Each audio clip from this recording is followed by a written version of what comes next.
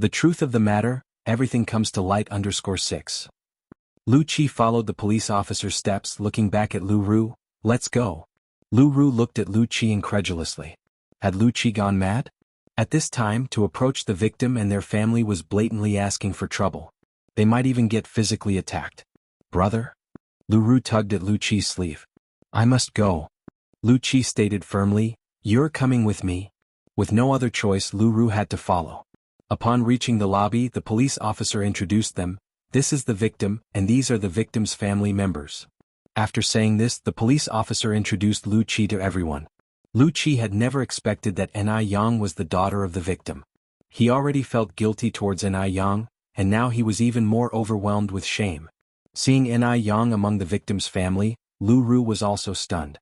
She used to look down on Enai Yang the most, and now, unexpectedly, she had to apologize and admit her wrongs. What a twist of fate. If it were all possible, she would spend her entire life peacefully on Taiwan Island and never set foot in Beijing again. Unfortunately, the one thing the world lacks is a remedy for regret. Annie and I'm sorry. If it weren't for my mother, you wouldn't have been separated from Grandpa Zheng and Grandma Zheng for so many years. After he spoke, Lu Qi and Lu Ru knelt down together. A man's knees are as precious as gold. But at this moment he could no longer care about that. He did not pray for Enai Kuihua's forgiveness. He only hoped to satisfy his own conscience. Enai Tsuehua deeply resented Jiao Wentong. If not for her, she wouldn't have suffered for so many years, and she could have grown up with a silver spoon in her mouth. But Lu Qi was Lu Qi, and being a mother herself, she knew she should not take out her anger on the children. Children cannot choose their birth. It was evident that Lu Qi and Jiao Wentong were not the same kind of people. Please get up. Enai Tsuehua extended her hand to help Lu Qi and Lu Ru up. Good and evil will be repaid in the end. Your mother is already in prison. This matter has nothing to do with you too. Auntie? Lu Qi's eyes reddened.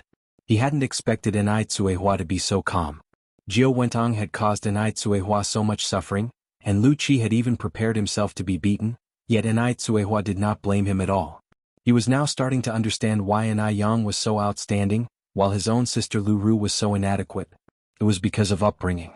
Enai Yang had a mother who was both a role model and a teacher. Enai Tsuehua sighed and looked back at Elder Zheng, Grandma Zheng, Elder Shangguan, and Enai Yang. Let's go back.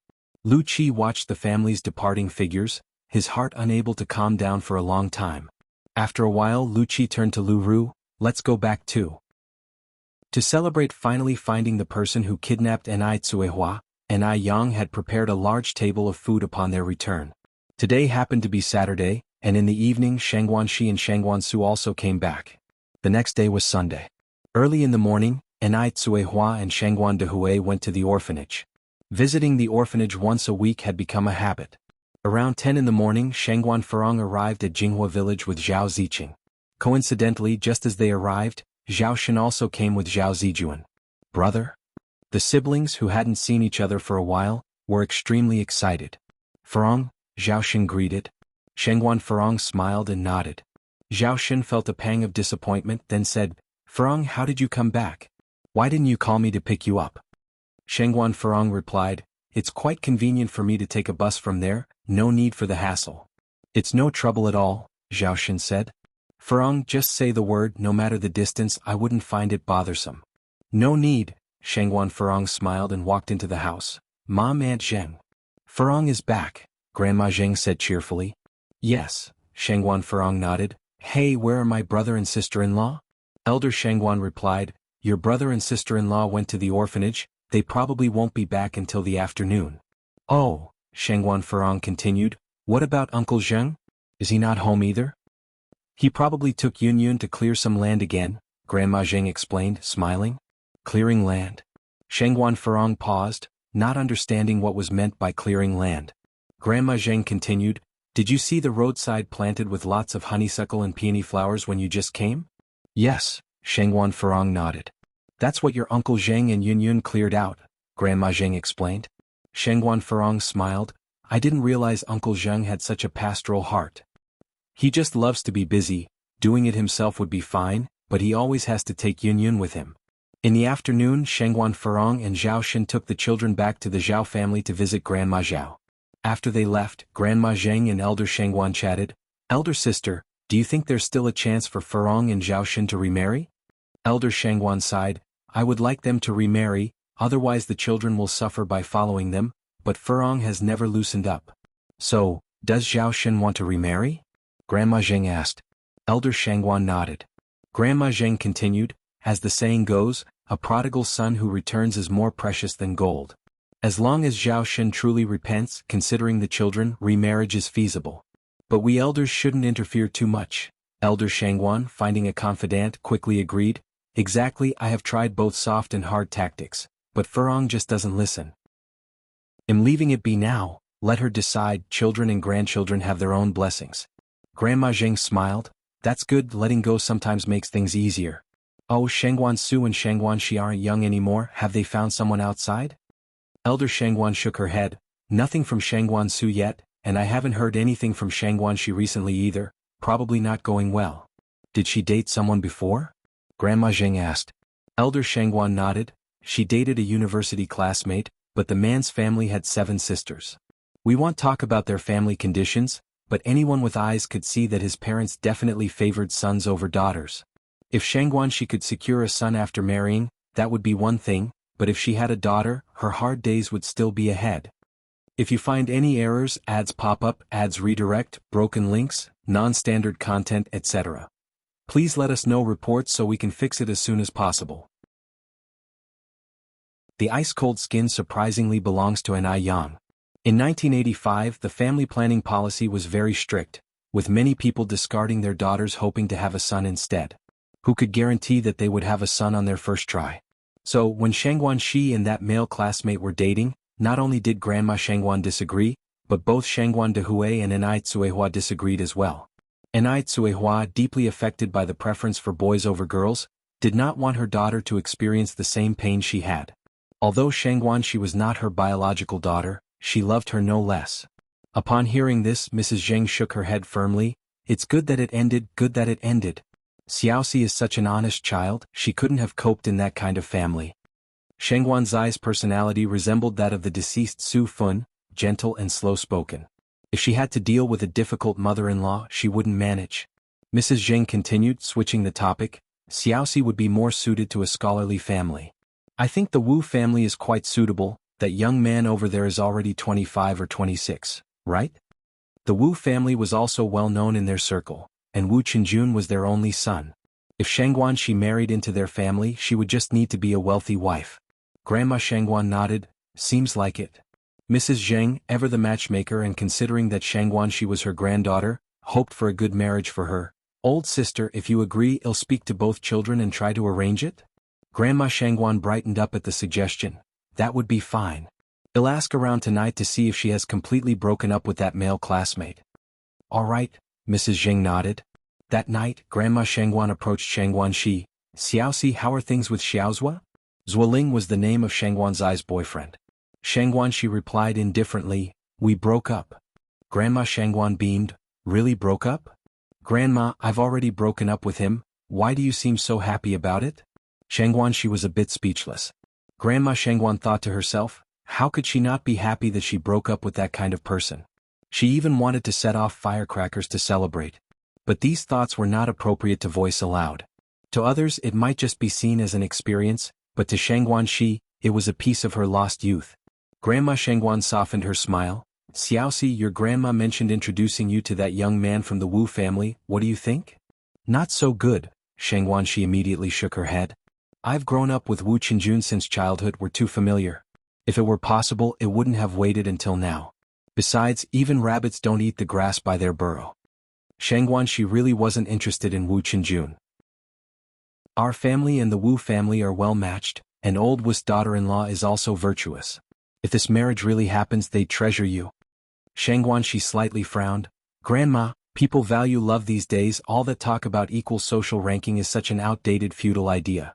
I don't want a marriage of matching status, I want to marry for love. A young woman in her 20s indeed dreams of romance. All right, Grandma Shangguan said helplessly, ultimately it's your own life matter. We as elders can only offer suggestions, but Xiaoxi, I must tell you, love doesn't fill the stomach. Some boys are slick talkers and misleading, you must protect yourself and not be taken advantage of. Shangguan Shi smiled, don't worry Grandma. I understand all that you've said.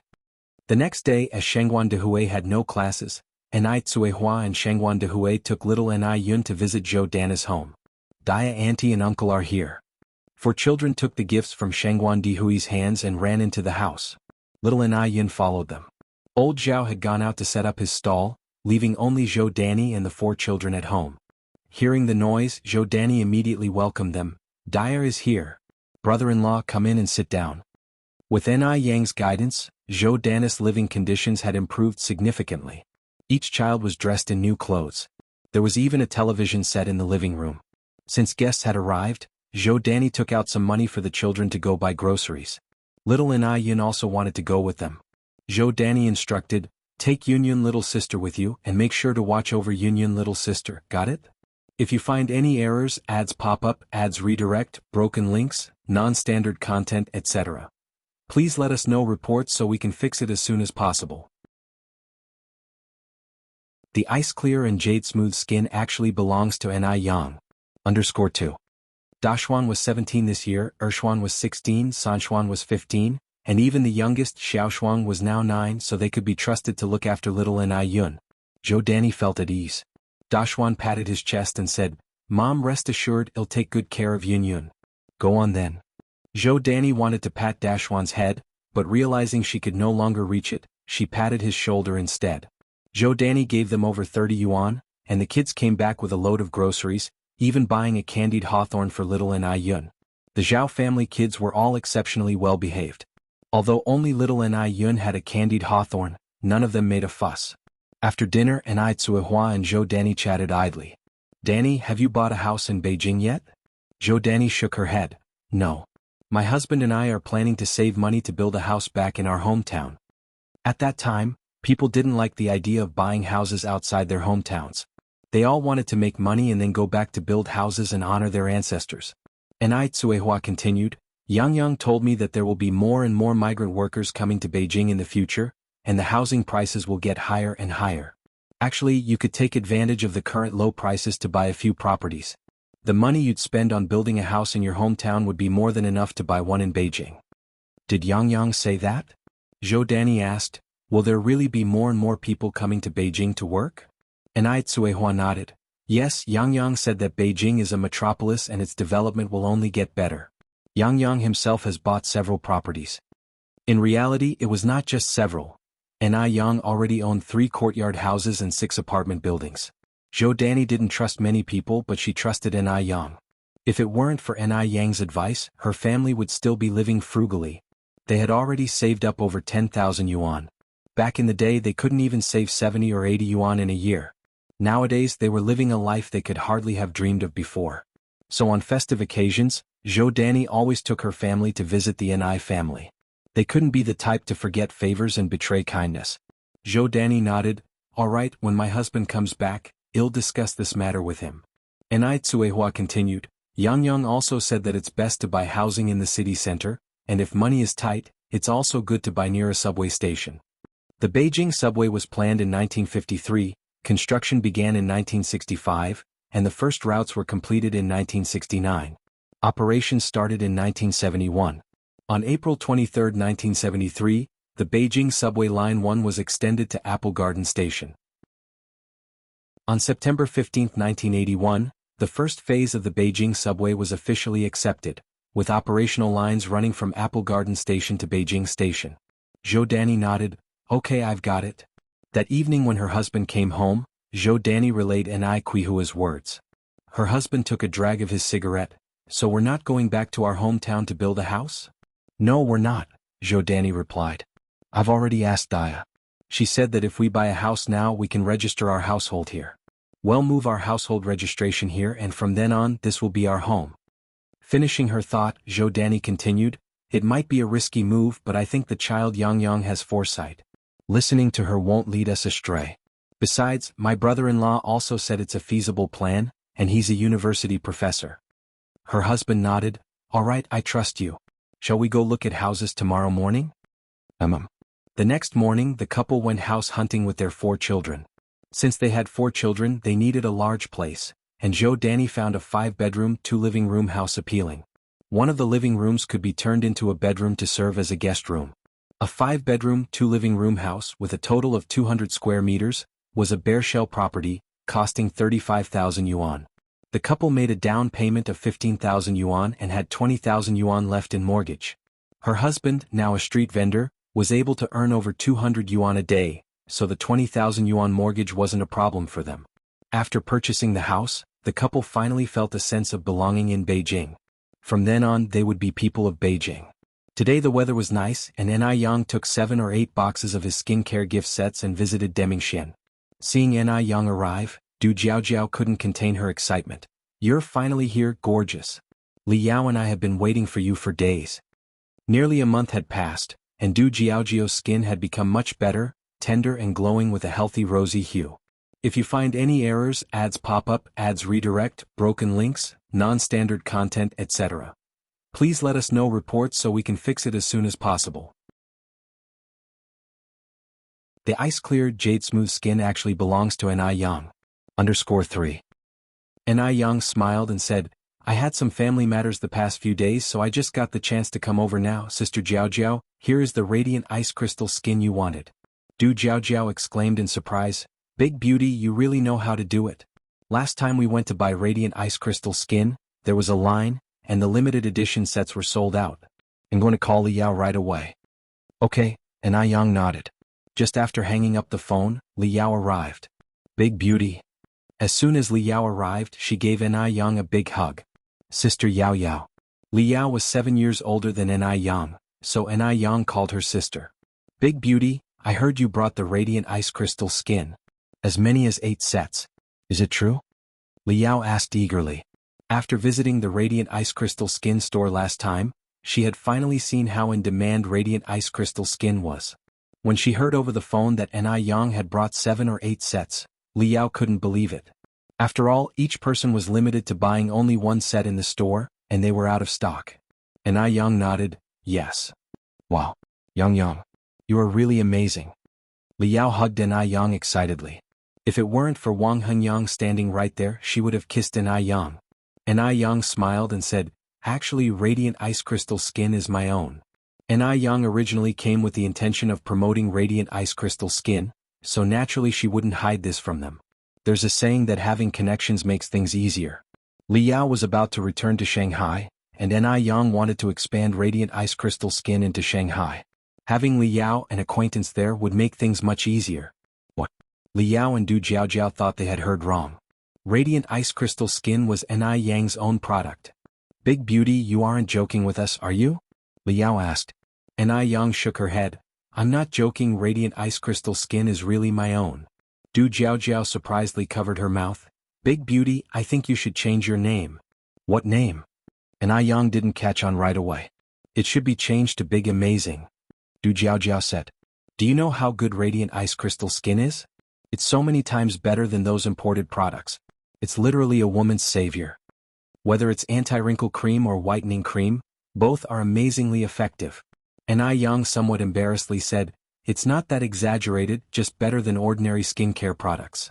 The main reason was that this era had too few skincare products, and Yang just happened to have medical knowledge, adding some herbal medicine beneficial to the skin in the skincare, which made radiant ice crystal skin so effective. Moreover, Yang never added cheap harmful substances into skincare products because of cost concerns. Why couldn't domestic skincare brands surge in future times? It was because some people were greedy and produced toxic products like toxic masks and fluorescent creams, which gradually made people lose confidence in domestic skincare products. "Big beauty, you are too modest." By the way, Big beauty, since you are the producer of radiant ice crystal skin, does that mean I can get whatever I want? Li Yao continued. Yang nodded, "Of course." Li Yao then asked, "Can I buy some rose essential oil?" Rose essential oil is especially good for women, but because the production is very low, thousands of pounds of roses can only produce a few grams of essential oil. It's very precious, even harder to get than the limited edition radiant ice crystal skin sets. "You can," Yang continued, "but I only have 50 grams right now." She needed to keep some for her own use in baths. Li Yao nodded eagerly, "That's plenty. 50 grams is a lot. Thank you so much, Big beauty. It's great to have connections. No more worrying about not being able to buy what you want." Yang smiled and said, "Why be so polite with me? By the way, Sister Yao Yao, when are you planning to go back to Shanghai? Probably the day after tomorrow, Li Yao continued. Let's keep in touch after I return. I might need more radiant ice crystal skin later on. By the way, Big Beauty, your radiant ice crystal skin works so well. Have you thought about expanding to Shanghai? Shanghai is full of wealthy people. I guarantee radiant ice crystal skin will sell like hotcakes there. Who doesn't love a good product? Moreover, which woman doesn't love beauty? As long as the product works well, women don't hesitate to spend money on their faces. And Yang hadn't expected Li Yao to voice her thoughts before she could. She smiled and said, Sister Yao Yao, I won't lie to you, I actually had the same idea, but I don't have many connections in Shanghai, so if I rashly try to expand there, if you find any errors, ads pop up, ads redirect, broken links, non-standard content, etc. Please let us know reports so we can fix it as soon as possible. Ice skin and jade-like complexion actually belong to an Yang. _4. You can ask me for help. Li Yao said with a smile, I was born and raised in Shanghai, there's nothing I can't get done here. Really? And Yang's eyes lit up. When she smiled, 2 shallow dimples appeared on her cheeks, and her eyes shone with starlight, as if the whole world brightened with her. Her beauty was stunning. In a fleeting moment of shock, Yi walked by outside the window and happened to catch this scene. He paused, fingers holding Buddha beads, and then walked towards the Buddha hall. Li Yao slapped her chest and said, Of course it's true. Gorgeous, just leave this matter to me and I guarantee you'll take care of it perfectly. As the saying goes, one feels obligated when taking from others. I've taken so much Ice Jade skincare product from you, and Yang, it's only natural to help you handle these matters perfectly. And these tasks were really nothing to Li Yao. Then thank you so much, Sister Yao Yao. When will you have time to discuss this in detail? And Yang hadn't expected Li Yao to agree so quickly. She wasn't prepared for so many things. How about tomorrow? I have to leave the day after, Li Yao thought for a moment. And Yang nodded. Okay, shall we meet at Noble Fragrance at 10 a.m. tomorrow? Sure. That night when she returned home, Yang devised a very detailed plan, and she didn't fall into a deep sleep until late into the night. The next morning, just after 8, Yang showed up at Noble Fragrance, spoke with Gulangji about some matters, and by 9:50, was waiting for Li Yao in the private room upstairs. Li Yao came alone.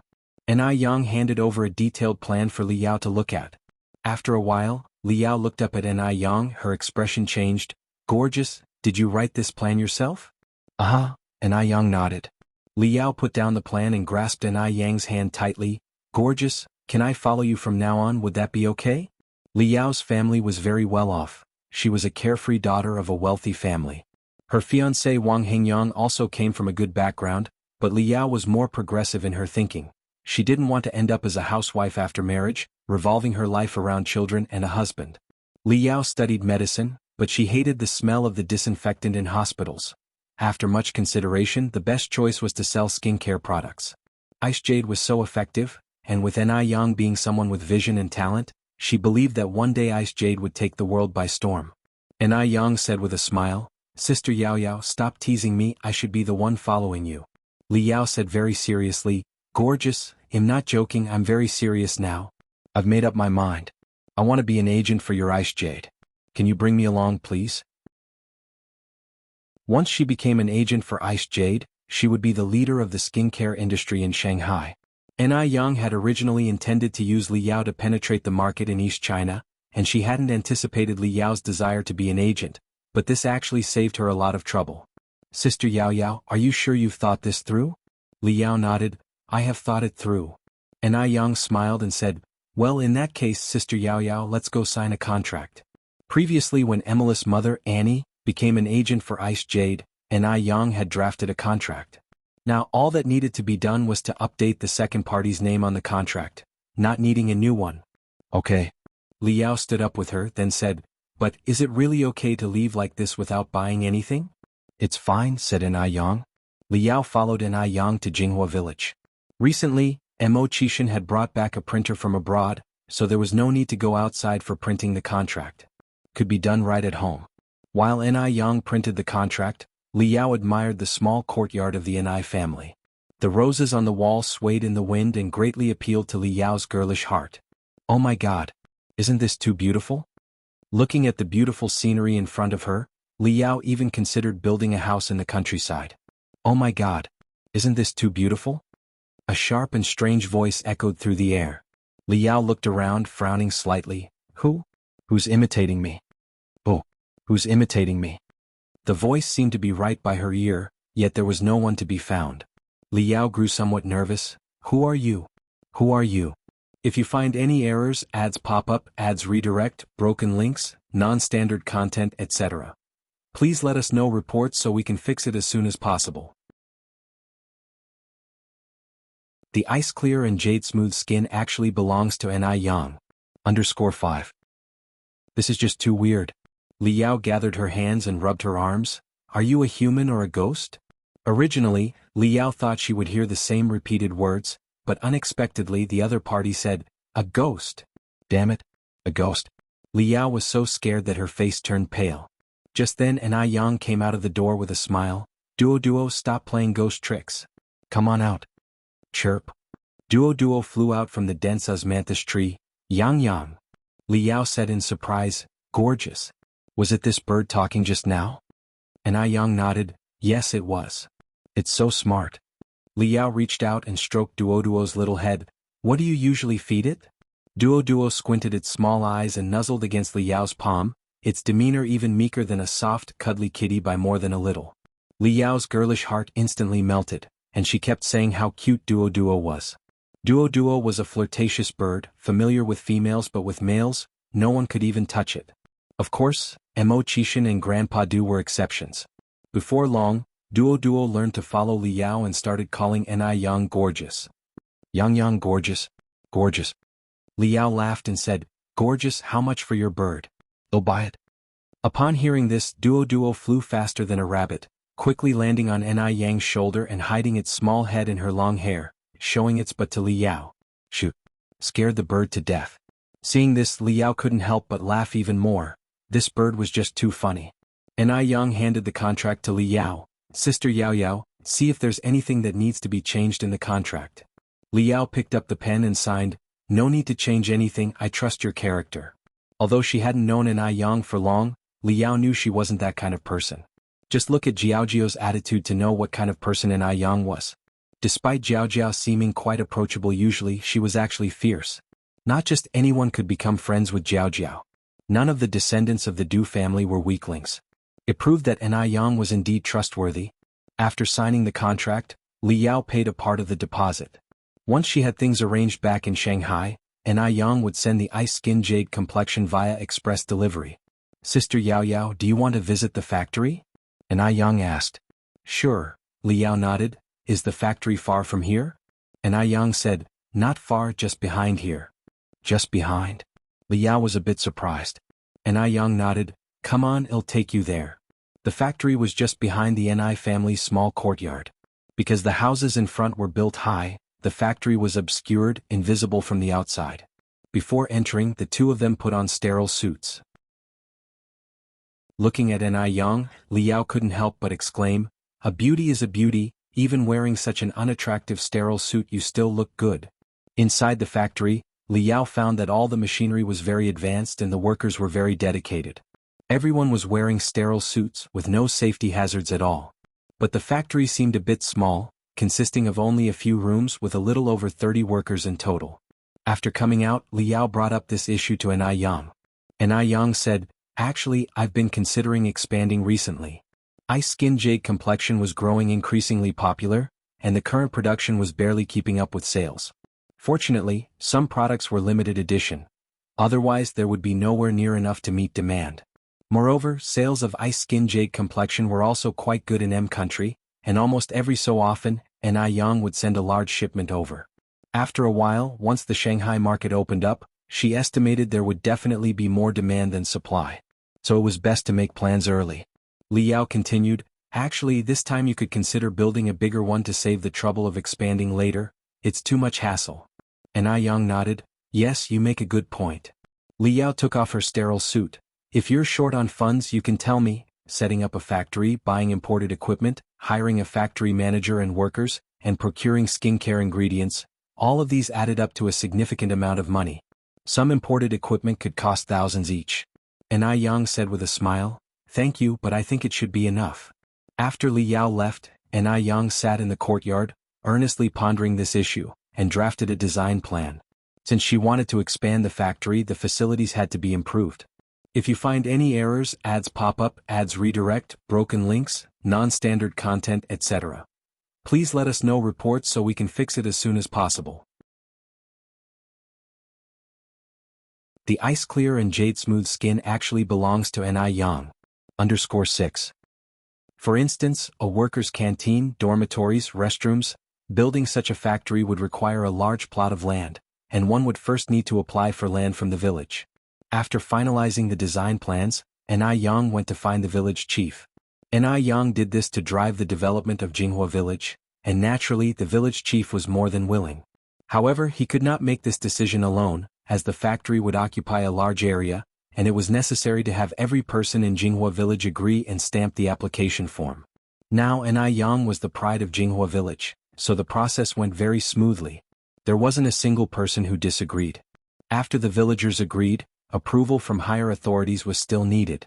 Expanding the factory required many procedures, so, taking advantage of the approval period, Yang went to the Bureau of Industry and Commerce to get all sorts of permits in order.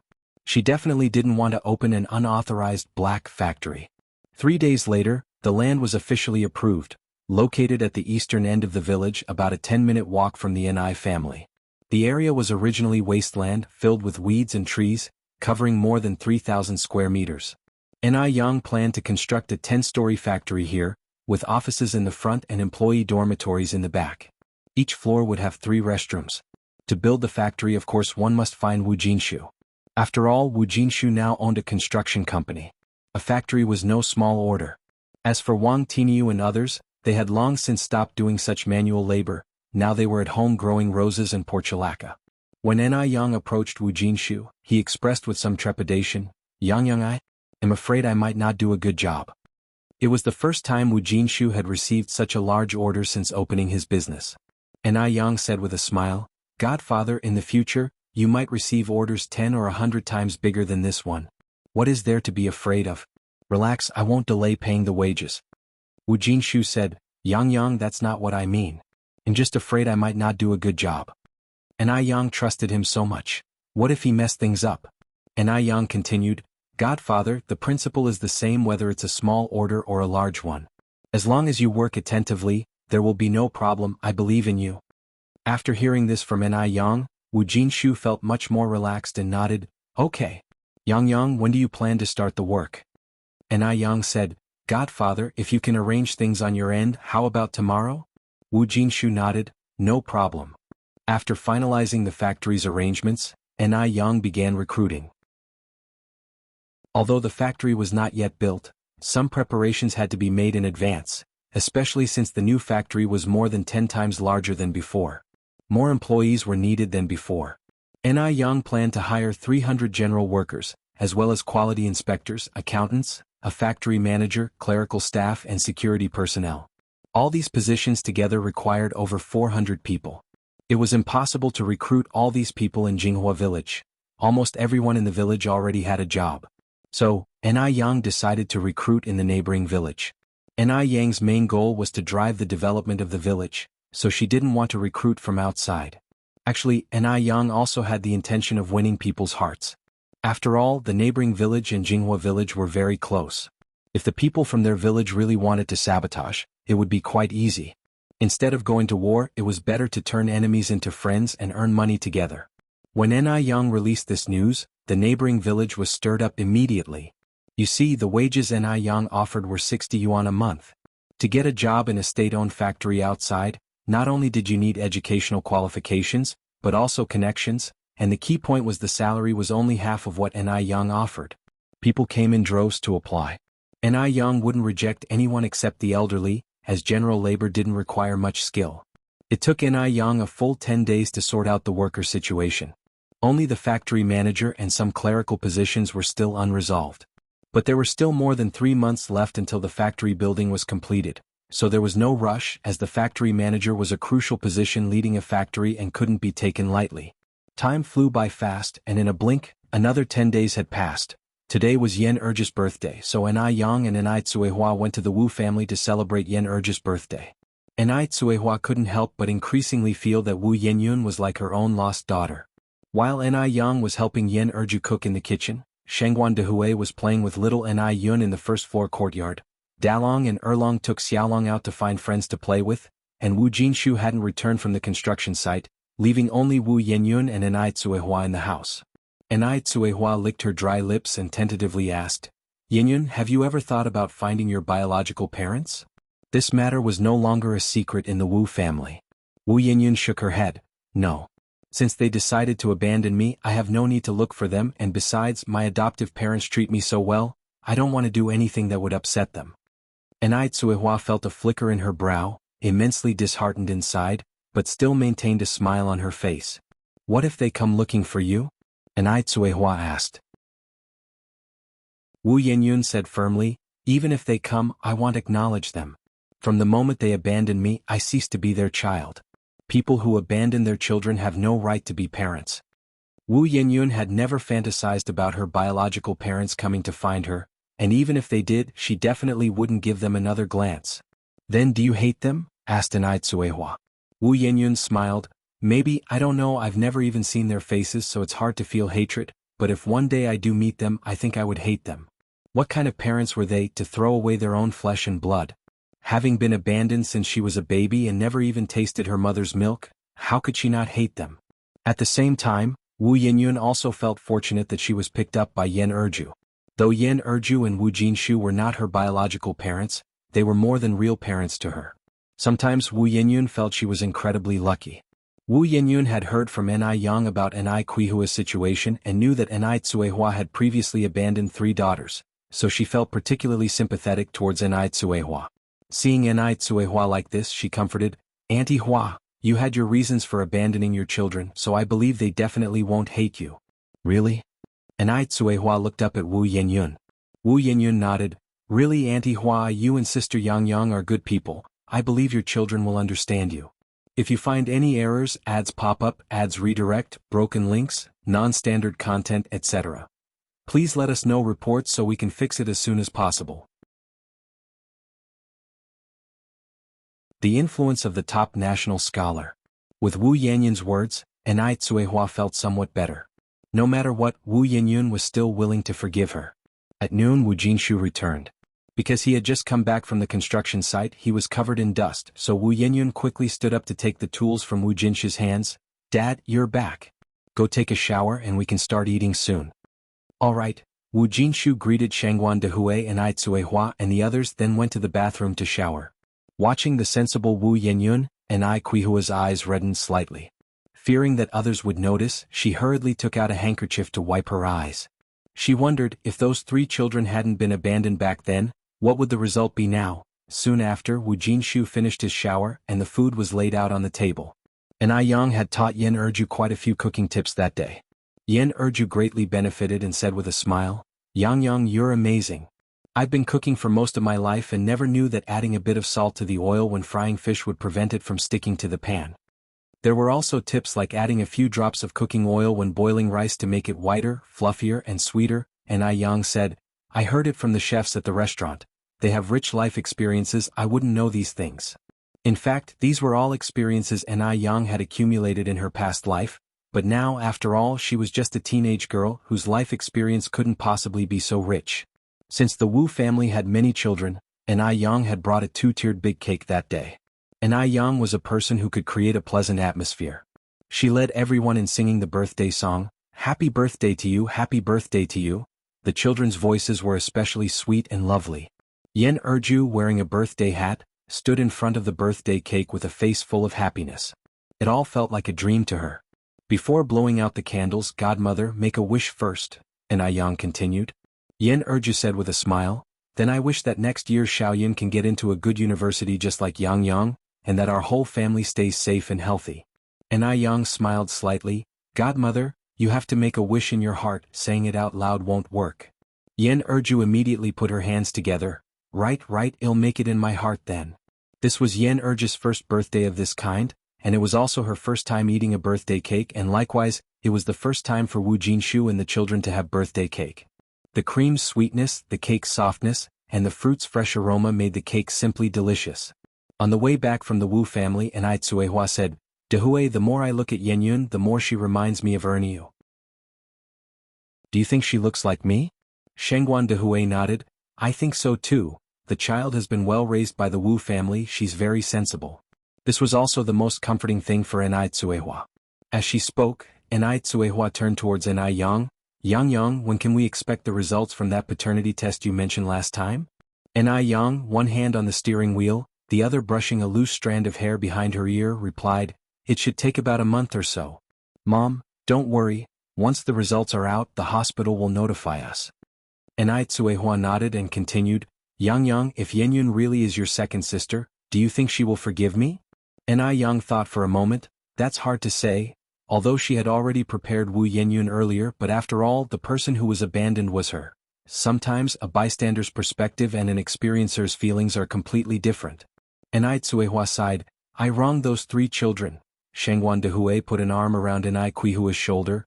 "Dia, it's not your fault." It was soon time for the new school term, and Enai Yang had previously promised Han Xiaoyu to treat her to a meal. Enai Yang cycled to the Han family to find Han Xiaoyu. When she arrived, Han Xiaoyu wasn't at home, but Han's mother, seeing Enai Yang, was especially enthusiastic. Yang, you're here to see Xiaoyu, aren't you? Come in and sit down. Xiaoyu isn't home right now, I'll go call her for you." Although Han's mother had only met Enai Yang once, she had seen her again on television. Enai Yang was the national top science scorer. Thinking that her daughter was classmates with the top science scorer made Han's mother feel honored. And Han's mother was very grateful to Enai Yang. Without Enai Yang's tutoring, Han Xiaoyu wouldn't have been able to get into a first-tier university. If you find any errors, ads pop up, ads redirect, broken links, non-standard content, etc., please let us know reports so we can fix it as soon as possible. The influence of the top national scholar. _2. 2 years ago, when Xiaoyu took her college entrance exam, she only got into a junior college. Actually, her usual grades weren't bad, it was just that something would go awry every time it came to taking tests. Enai Yang smiled and said, "Auntie Han, since Xiaoyu isn't at home, he'll come by again tomorrow." Come in. Xiaoyu's mom pulled Enai Yang, not letting her leave. "Xiaoyu is just at the neighbor's house not far ahead, he'll go and come back quickly, you mustn't leave, okay?" Faced with such enthusiasm from Han Xiaoyu's mom, Enai Yang found it hard to decline any further, so she simply said, "Then I'll trouble you, Auntie Han." "No trouble at all, no trouble, it's the least I can do," Xiaoyu's mom said while waving her hand hurriedly. As they stepped out of the courtyard, a neighbor asked Xiaoyu's mom if a relative had come to visit. Xiaoyu's mom smiled and said, "No, not a relative. She's Xiaoyu's desk mate, the national top scorer in science this year, the one who has been on TV before, do you know of her?" Every parent with a child cared about the college entrance exam results. Of course we know. Speaking of that girl, not only are her academic grades excellent, but she's also pretty. Oh, if I were her mother, I'd be laughing even in my dreams. "Auntie Han, is the top scorer really at your house?" Someone else expressed skepticism. "Really?" Xiaoyu's mom continued, "I'm going to call Xiaoyu back home. In a while you all could come over to my house, the top scorer is at my place." With that said, Xiaoyu's mom went off to look for Han Xiaoyu. When hearing that Enai Yang had come, Xiaoyu was particularly overjoyed. "Mom, Yang really came?" Xiaoyu's mom said with a smile. "You child, would I joke with you?" Xiaoyu continued, "Then Yang must have come to treat me to a meal." "Treat you to a meal?" Xiaoyu's mom asked, puzzled. "Yes." Xiaoyu nodded, adding, Yang scored the top score, right? She promised me before." Xiaoyu's mom took out 30 yuan from her pocket and handed it to Xiaoyu. "Xiaoyu, when it's time to eat you should pay the bill. Yang has helped you so much, you can't let her pay." When Xiaoyu saw the 30 yuan she was delighted. "Mom, when did you become so generous?" It was known that Xiaoyu's mom's monthly salary was only 50 yuan a month. They usually only bought meat once during the entire winter holiday. It was unexpected that she would be willing to pull out 30 yuan all at once. Hearing this, Xiaoyu's mom said without words, "When has your mom ever been stingy? When you go out to eat with Yang, you certainly can't choose too shabby a place. Take it. You have to spend the money where it matters. Yang is a friend worth making." Xiaoyu nodded, "Okay, I understand." Just as the two of them reached the Han family's house, they saw a crowd of people waiting at the door. Xiaoyu was stunned. "Mom, why are there so many people at our door?" Xiaoyu's mom said with a smile, They are all here to see the national top scorer. Being able to see someone who had been on TV at that time was not an easy feat, and since Yang was the national top scorer, her popularity naturally rose. Everyone wanted to see what the national top scorer actually looked like. Xiaoyu swallowed hard. She was a bit worried that Yang might be unhappy seeing so many people flock to her house. The result proved that Xiaoyu had worried too much. Not only was Yang not angry, but she was also very enthusiastic, always maintaining a smile on her face, dimples showing shallowly. Wow, this girl is even more beautiful than on TV. Goodness. I didn't expect to see her in person today. Young lady, how is your brain wired? How did you manage to score top in the nation? Young lady, can we take a photo together? It's said that a top scorer is the reincarnation of the Wenchang star from the heavens. Young lady, can we take a photo together? Let us also share a bit of the Wenchang star's good fortune. Sure, Yang nodded. I just so happened to have brought my camera. Seeing that Yang agreed, everyone was very happy. They thought Yang would refuse such a request, but she was approachable. Yang being approachable made Xiaoyu's mom very happy. She liked Yang even more, seeing that Yang didn't let her down, made her look good in front of the neighbors. Of course she liked Yang. Yang set the camera to automatic mode and took quite a few photos with everyone. After leaving the Han family's house, Xiaoyu said, Yang, everyone really likes you. That's right, Yang said with a mix of pride and coquetry. I'm so good-looking, beloved by all, flowers bloom at my sight, and birds are stunned into silence. How could people not like me? If you find any errors, ads pop up, ads redirect, broken links, non-standard content, etc., please let us know reports so we can fix it as soon as possible. The influence of the top national scholar. _3. Han Xiaoyu, come on up. Yang braced one foot on the ground, the other on the pedal, and looked back towards Han Xiaoyu as the sunlight turned her profile snow-white, refined as jade. Everything behind her became a backdrop. Even Han Xiaoyu, a girl herself, was dazzled for a moment before saying, Yang, you're going to take me? MHM. Yang nodded. Han Xiaoyu said with a smile, I'm quite heavy, can you really carry me? That wasn't a joke. Xiaoyu, at 1.67 meters, weighed 120 pounds.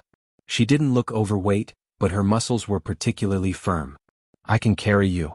Yang's gaze was indifferent. Really? Han Xiaoyu was skeptical, eyeing Yang's slim figure. Barely weighing a few dozen pounds, could she really manage it? Really? Yang said with a smile, hurry up and get on then. Han Xiaoyu hesitated, then sat on the bicycle's rear seat, holding onto Yang's waist and expressed her astonishment. Wow, Yang, your waist is so thin. There's not even a bit of excess fat. Typically when people sit down there's at least a little bit of fat around the waist, but Yang's waist was utterly devoid of any. So slender it could be encircled with a hand. It made one die with envy. Yang spoke with a smile, if you like it, you could have it too. I could have it too? Han Xiaoyu asked. Yep, Yang nodded, then continued, a good figure is all about eating right. I'll write you a dietary plan someday. If you eat according to it, just give it 3 months and you'll have an unbeatable figure. Really? That's great. Han Xiaoyu nodded eagerly. Yang pushed off with her foot. Hold on tight, we should get going. The sudden movement made Han Xiaoyu quickly tighten her grip on Yang's waist. They were moving fast, and Xiaoyu hadn't expected Yang to actually be able to carry her. Impressive, truly impressive. No wonder she was the top student in the whole city. The sunlight was just right, the years serene. The two of them riding along laughed incessantly. Isn't that my junior sister? Wang Ziki suddenly spotted a very familiar figure. Duo turned to look and saw a person cycling past, leaving behind just a glimpse of a white skirt hem. Before Duo could speak, Ziki went on, my junior sister is incredible, carrying someone on her bike and still cycling so fast. Let's go, Duo said, withdrawing his gaze with a cool tone in his voice. Ziki realized he had said too much and promptly shut his mouth, following Duo's lead. Yang parked the bike in front of the Xianxia, and Han Xiaoyu asked in surprise, Yang, why did you stop here? I'm taking you out to eat, Yang answered with a smile. Out to eat? Here. Han Xiaoyu swallowed hard, Yang, this is Xianxia. At first she had just jokingly suggested it but hadn't actually expected to dine at Xianxia. I know this is Xianxia. I wouldn't have come if it weren't. Come on, let's get off. We're going to eat here today, and I Yang replied decisively. She always kept her word.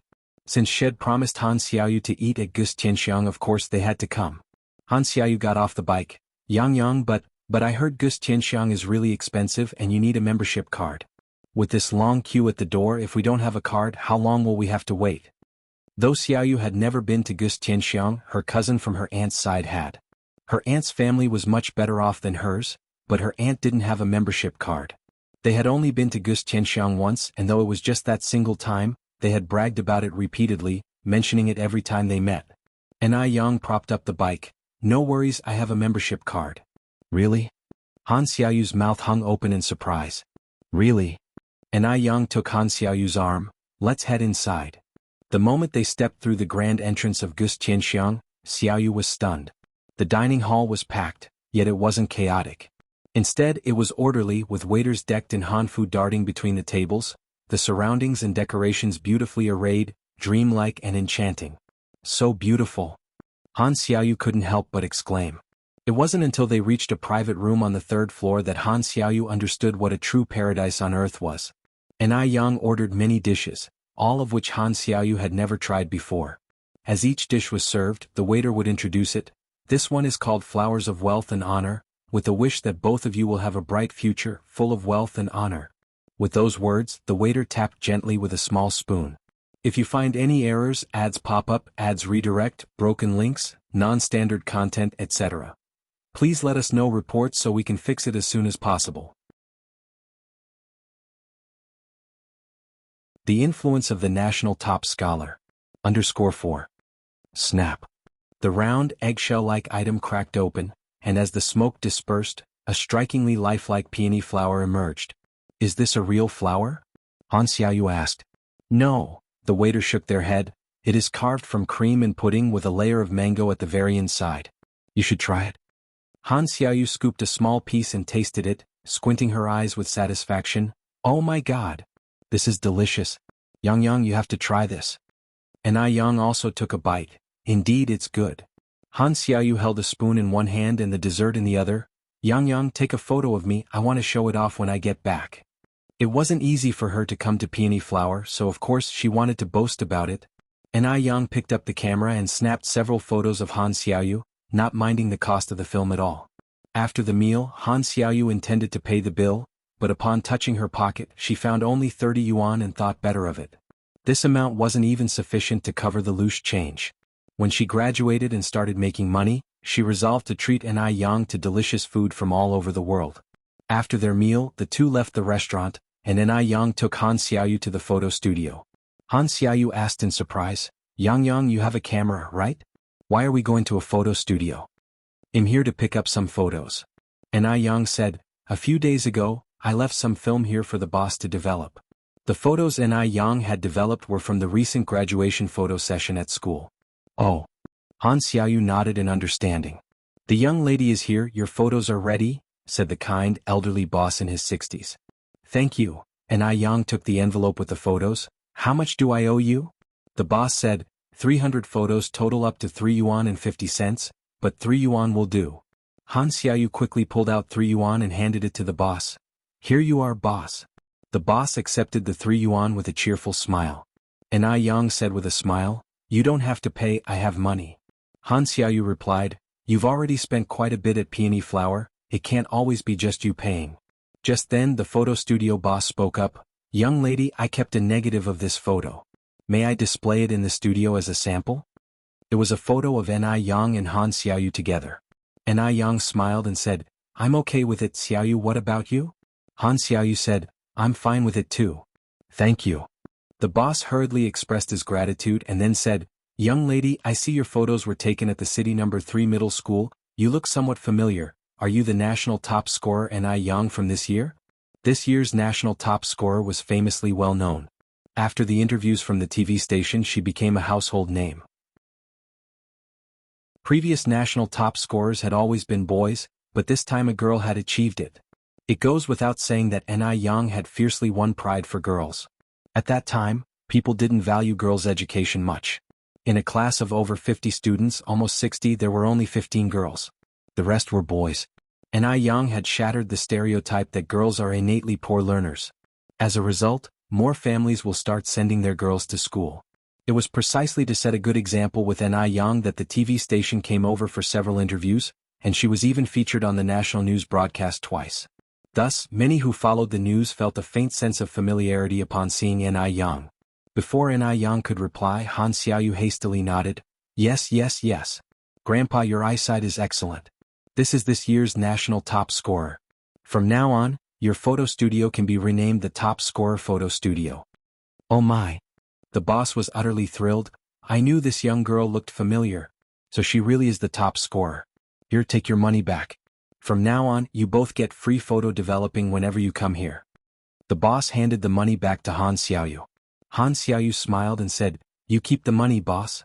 Who does business without charging? We can't have you losing money on our account." As Han Xiaoyu refused to take the money back, the boss reluctantly kept it while inwardly marveling at how much more understanding and mature students were nowadays. As the national quality improved, China would only continue to grow stronger. After collecting the photos, Ni Yang took Han Xiaoyu to the post office. "Yang, are you really going to send all these photos to our classmates' homes?" Han Xiaoyu was somewhat surprised. She had thought Ni Yang was only speaking off the cuff. "If you find any errors, ads pop up, ads redirect, broken links, non-standard content, etc. please let us know reports so we can fix it as soon as possible." The influence of the top national scholar. _5. Ni Yang really meant it when she said she would keep her word. Ni Yang said with a smile, "A person must be trustworthy. Having promised my classmates I wouldn't go back on my word." There were 58 classmates in Class 5, and each one of them got a photo taken with Ni Yang. Some had 2, others had 3.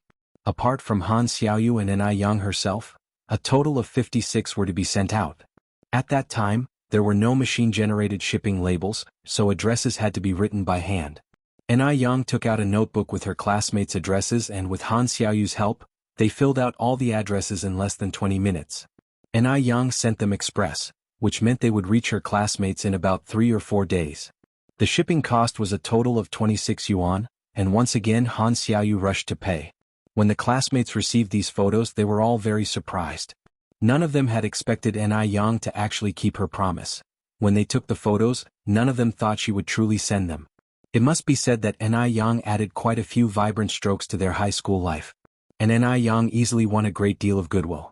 After all, these classmates would one day be pillars of the country. Demi Villa. After Li Yao left, Du Jiaojiao was bored at home.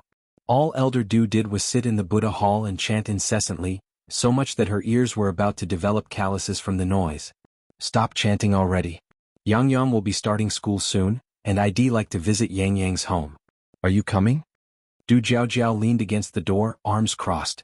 Apart from the birthday visit, it had always been Ni Yang visiting them at Demi Villa. They had not yet gone to the Ni family home. After waiting for a long while without a reply, just when Du Jiaojiao thought he wouldn't go, Elder Du put down his wooden fish and said, "Let's go." Du Jiaojiao was taken aback. "You're coming too?" Elder Du nodded. "I heard Yang has moved out. She doesn't live with the Zheng family anymore. Do you know the way?" Du Jiaojiao asked. Elder Du twisted the Buddha beads. "Ziki knows the way. Wang Ziki and his parents had visited the Ni family several times." "Oh."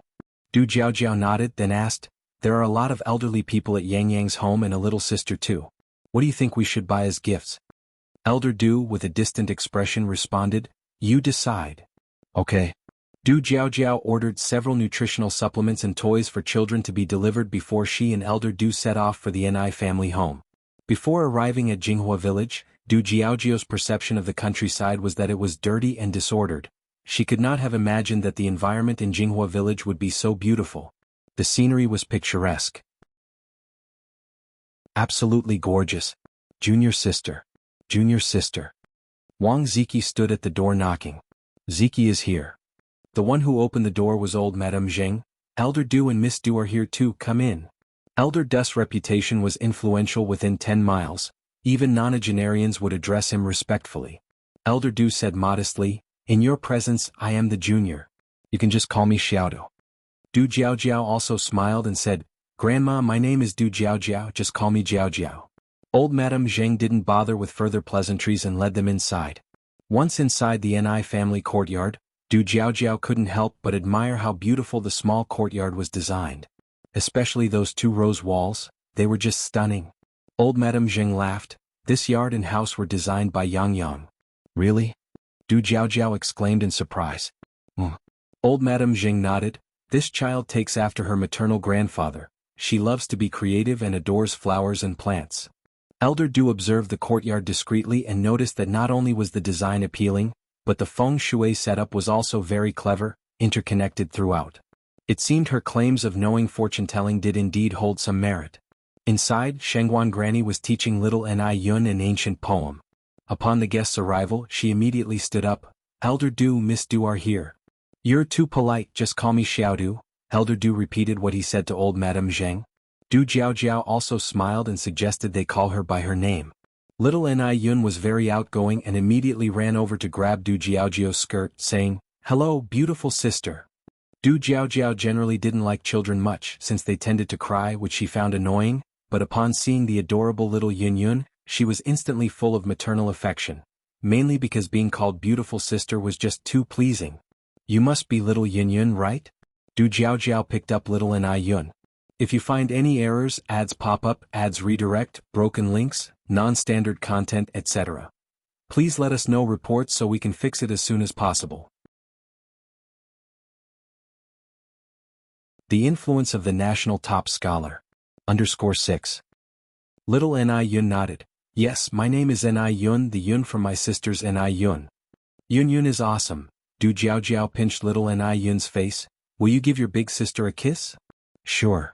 Little Ni Yun kissed Du Jiaojiao fiercely. A while later, Du Jiaojiao realized that Ni Yang wasn't home. Grandma, where is Yang? Is Yang not home?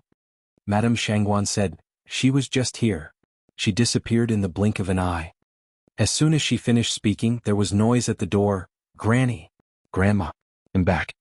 Ni Yang pushed the door open, carrying 2 big fat fish in her hands, her clear face smeared with a drop of mud, like a stroke of thick ink mistakenly entering clear water, which, far from looking awkward, added a touch of charm. She wore no shoes, her trouser legs rolled up to her calves, revealing a segment of her fair and lovely leg. Seeing the guests in the house, Ni Yang exclaimed in surprise, Big brother Du, sister Jiaojiao, how come you're here? Du Jiaojiao said with a smile, Why? Aren't you happy to see us? Ni Yang smiled slightly, How could that be? I couldn't be happier. Have a seat, I'll take the fish to the kitchen. I'll go with you. Du Jiaojiao linked her arm with Ni Yang's. Okay, Ni Yang nodded her head and led Du Jiaojiao to the kitchen. After delivering the fish to the kitchen, Ni Yang washed her feet under the garden tap, found a pair of slippers to put on, and casually washed her face. Du Jiaojiao said, Yang, your house decoration is really nice. I heard from your grandma that you designed it yourself. Ni Yang nodded, I did design it myself. Initially it was just for fun, I didn't expect the outcome to be this appealing. Perhaps finding the room stuffy, old Du and Wang Ziki came to sit down by the small stone table in the yard. Madame Zheng brought some pastries and tea. Old Du stood up and said, You're too polite. Madame Zheng smiled, There's no need for politeness. Just relax, old Du and Xiaodu. When Du Jiaojiao saw the mung bean cakes on the plate, her brow twitched with worry because old Du doesn't eat legumes. He surely wouldn't embarrass an elderly lady, would he? Just as Du Jiaojiao felt anxious, she saw old Du take a piece of mung bean cake and taste it. It tastes very good. This must be homemade, right? Madame Zheng smiled. Exactly, Yang just made them yesterday. They're very fresh. Seeing this, Du Jiaojiao breathed a sigh of relief. Thankfully, old Du didn't make the old lady feel awkward. Otherwise, it would have been embarrassing. Plop. Just then, a small bird landed on old Du's shoulder. You little rascal, you've come. Are you still holding grudges? Can't you change the nickname? Old Du took out a grain of bird food from his pocket to feed Duo. Duo pecked at the bird food. Du Qingfeng. Du Qingfeng. My name is Du Qingfeng. Old Du Jiaojiao was stunned. How did Duo know old Du's real name? After all, in the entire 10-mile port, the number of people who know old Du's real name did not exceed 10. This was really bizarre. Old Du actually told his name to a bird. If those outside found out, wouldn't they be furious? Little bastard, want more to eat. Duo pecked at old Du boldly. Little Ni Yun ran over from not far away panting and said to old Du, Brother, your name is really strange. That's what my grandpa calls people when he curses. Old Du kept smiling, on the surface grinning from ear to ear, inside swearing a streak. Haha. Du Jiao couldn't help but burst into laughter, holding her stomach. For the first time in her life, Du Jiao saw old Du Lu's face. It was just too rare. And Yang picked up the basket, preparing to get some vegetables. Sister Jiao, do you want to come with me to the village? Sure, Du Jiao replied enthusiastically. The two of them went to the fields together. From afar, Du Jiao smelled a strong fragrance of roses, which was very pleasant. Yang, are there roses planted here? Du Jiao asked. And Yang smiled and said, Sister Jiao, turn around and look behind you. Du Jiao turned around and was stunned, covering her mouth with both hands, eyes filled with shock. She saw behind her a vast expanse of fiery red. It was September, and the farmland was filled with blooming roses, stretching to the horizon, a sight so beautiful it was breathtaking. It had a monumental presence. Du Jiao had seen roses before, but she had never seen such a large expanse of roses. Combined, these roses must cover several hundred yuan? So beautiful! Du Jiao exclaimed in shock. Yang, are these all roses? And Yang nodded. These roses are the raw materials for essential oils and hydrosols. Du Jiao continued, Yang, can we go over and take a closer look? Of course. The two of them went to the rose field. Du Jiao was overjoyed, stretching out her arms and saying, It would be great if we had a camera. And Yang laughed and said, We have a camera at home, we can come back here to take pictures after lunch. Really? That's great. Du Jiao continued, Can I pick some roses to take back? A peasant woman walked by, smiling and saying, You can pick as much as you like. And Yang greeted her with a smile, Sister Kaitan. Sister Kaitian said, Yang, is this your friend? Let her pick as much as she wants. My place doesn't have much, but we have plenty of roses. And Yang nodded, Thank you, Sister Kaitian. Du Jiao also expressed her gratitude. She could feel that Yang was very popular in Jianghu village because the villagers' smiles were genuine. Du Jiao picked a large bunch of roses to take back, and Yang discreetly counted them, planning to settle the account later with Sister Kaitian. Coincidentally, not long after, Yan Erju and Wu Jinshu and their family of 6 also arrived. Wu Jinshu came specifically to thank Yang. If it weren't for Yang, he wouldn't have landed such a big project, and Yang's family had been really good to his family. Seeing Mr. Du again, Wu Yinyun was startled. She didn't expect to meet Mr. Du at Yang's house. She was even more surprised that Yang and Mr. Du knew each other. Yang took the initiative to introduce them. Godfather, Godmother, Yinyun, this is my good friend Mr. Du, and this lady here is Miss Du, this is my master's son, Wang Ziki. Mr. Du nodded at them. Du Jiao said with a smile, Uncle, Aunt, just call me Jiao. Wang Ziki followed up, Uncle, Aunt, you can just call me Ziki. After speaking, Wang Ziki added, Junior sister, I didn't expect this little comrade to be your younger sister. Because Wu Yinyun was somewhat stubborn, Wang Ziki had some impression of her.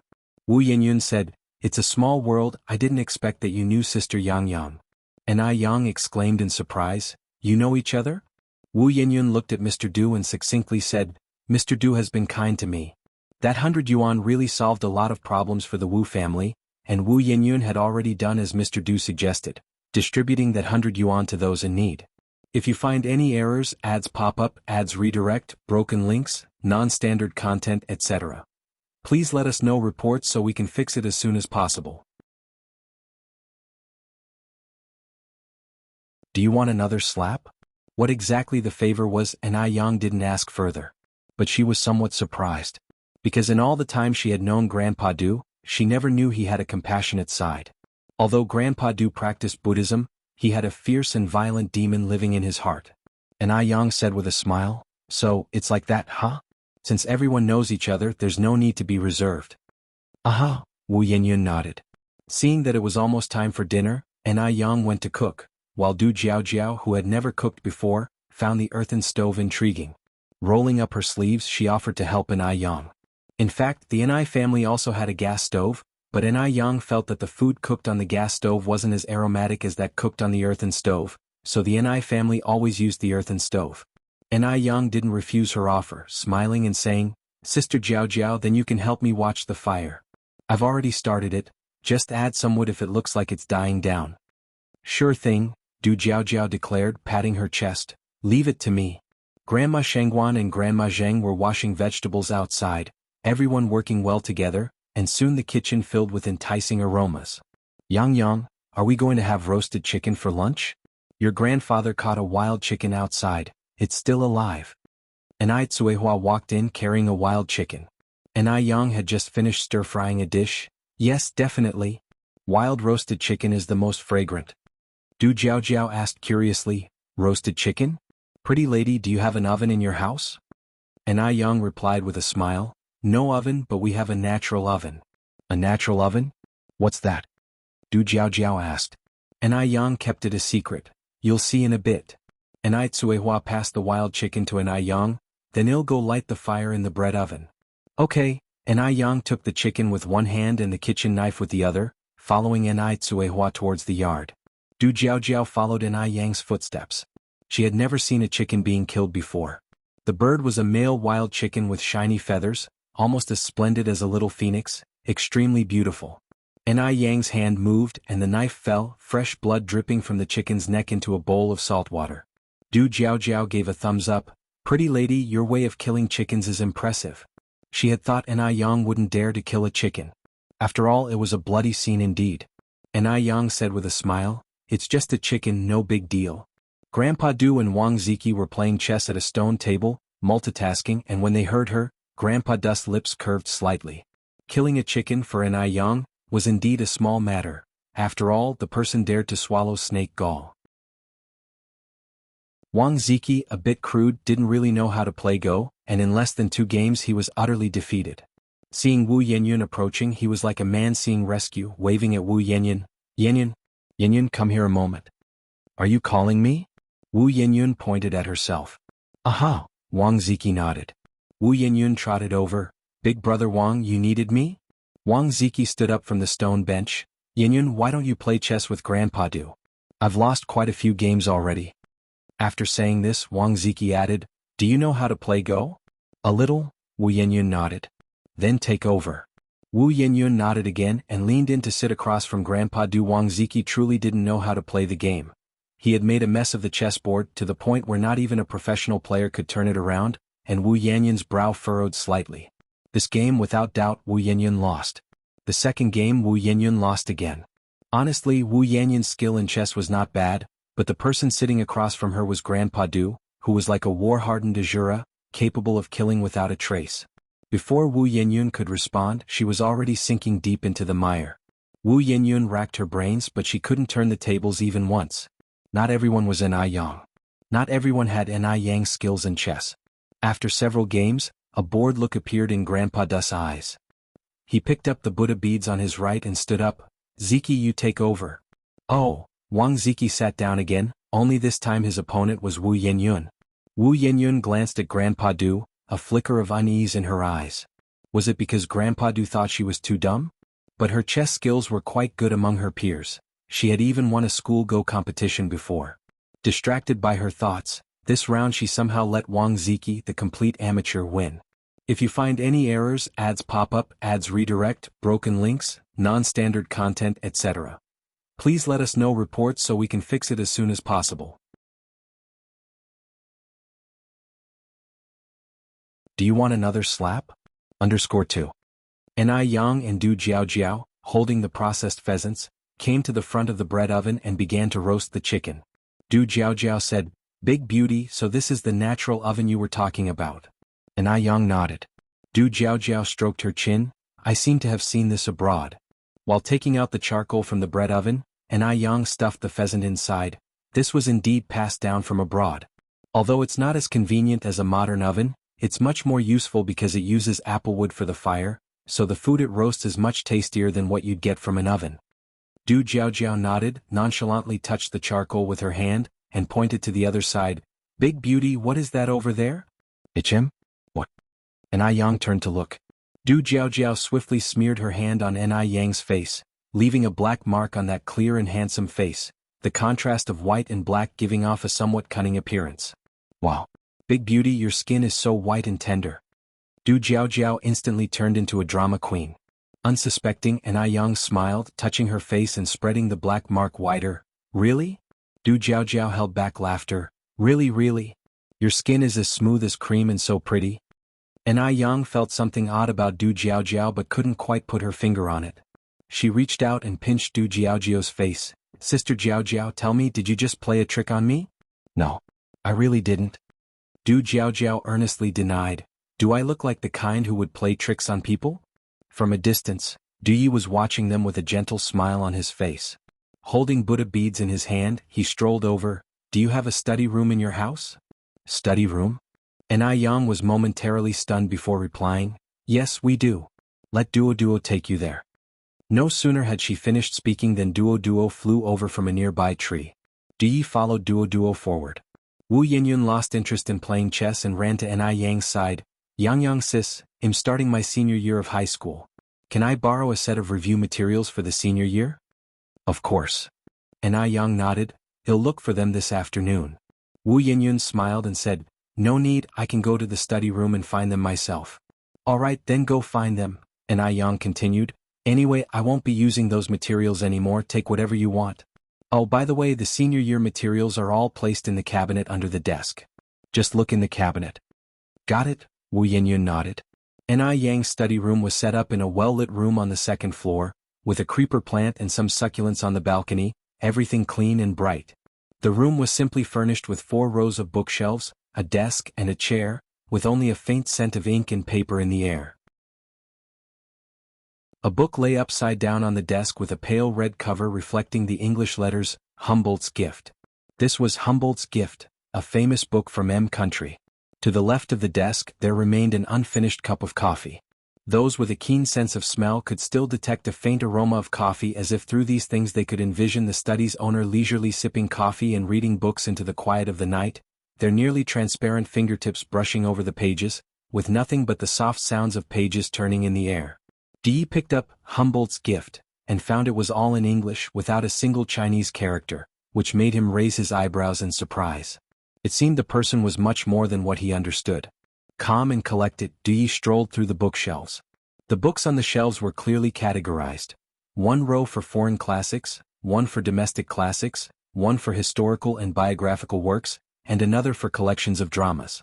The transition from classic literature to drama revealed that the study's owner had a wide range of interests. Just then, footsteps sounded outside the study room.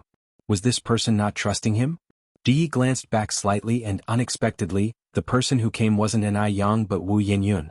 Mr. Du Yi gave a slight nod, subtly withdrew his gaze and continued to select books. Wu Yinyun didn't speak further. She went to the desk and squatted down to look for her senior year review materials. After a little while, Du Yi pulled out a copy of Diamond Sutra from the shelf and then walked out. As the footsteps grew distant, Wu Yinyun let out a soft sigh, sat on the floor and stared out the window lost in thought. If you find any errors, ads pop up, ads redirect, broken links, non-standard content, etc., please let us know reports so we can fix it as soon as possible. Do you want another slap? _3. Actually, she wasn't here for review materials at all. She didn't even know what was wrong with herself. After seeing Du Jiaojiao again, she couldn't help but want to be near him, even if they didn't speak. Just watching him filled her heart with satisfaction. If he spoke to her or even just nodded, she would get so excited, inexplicably happy, happier than if she'd won first place in her grade. How strange.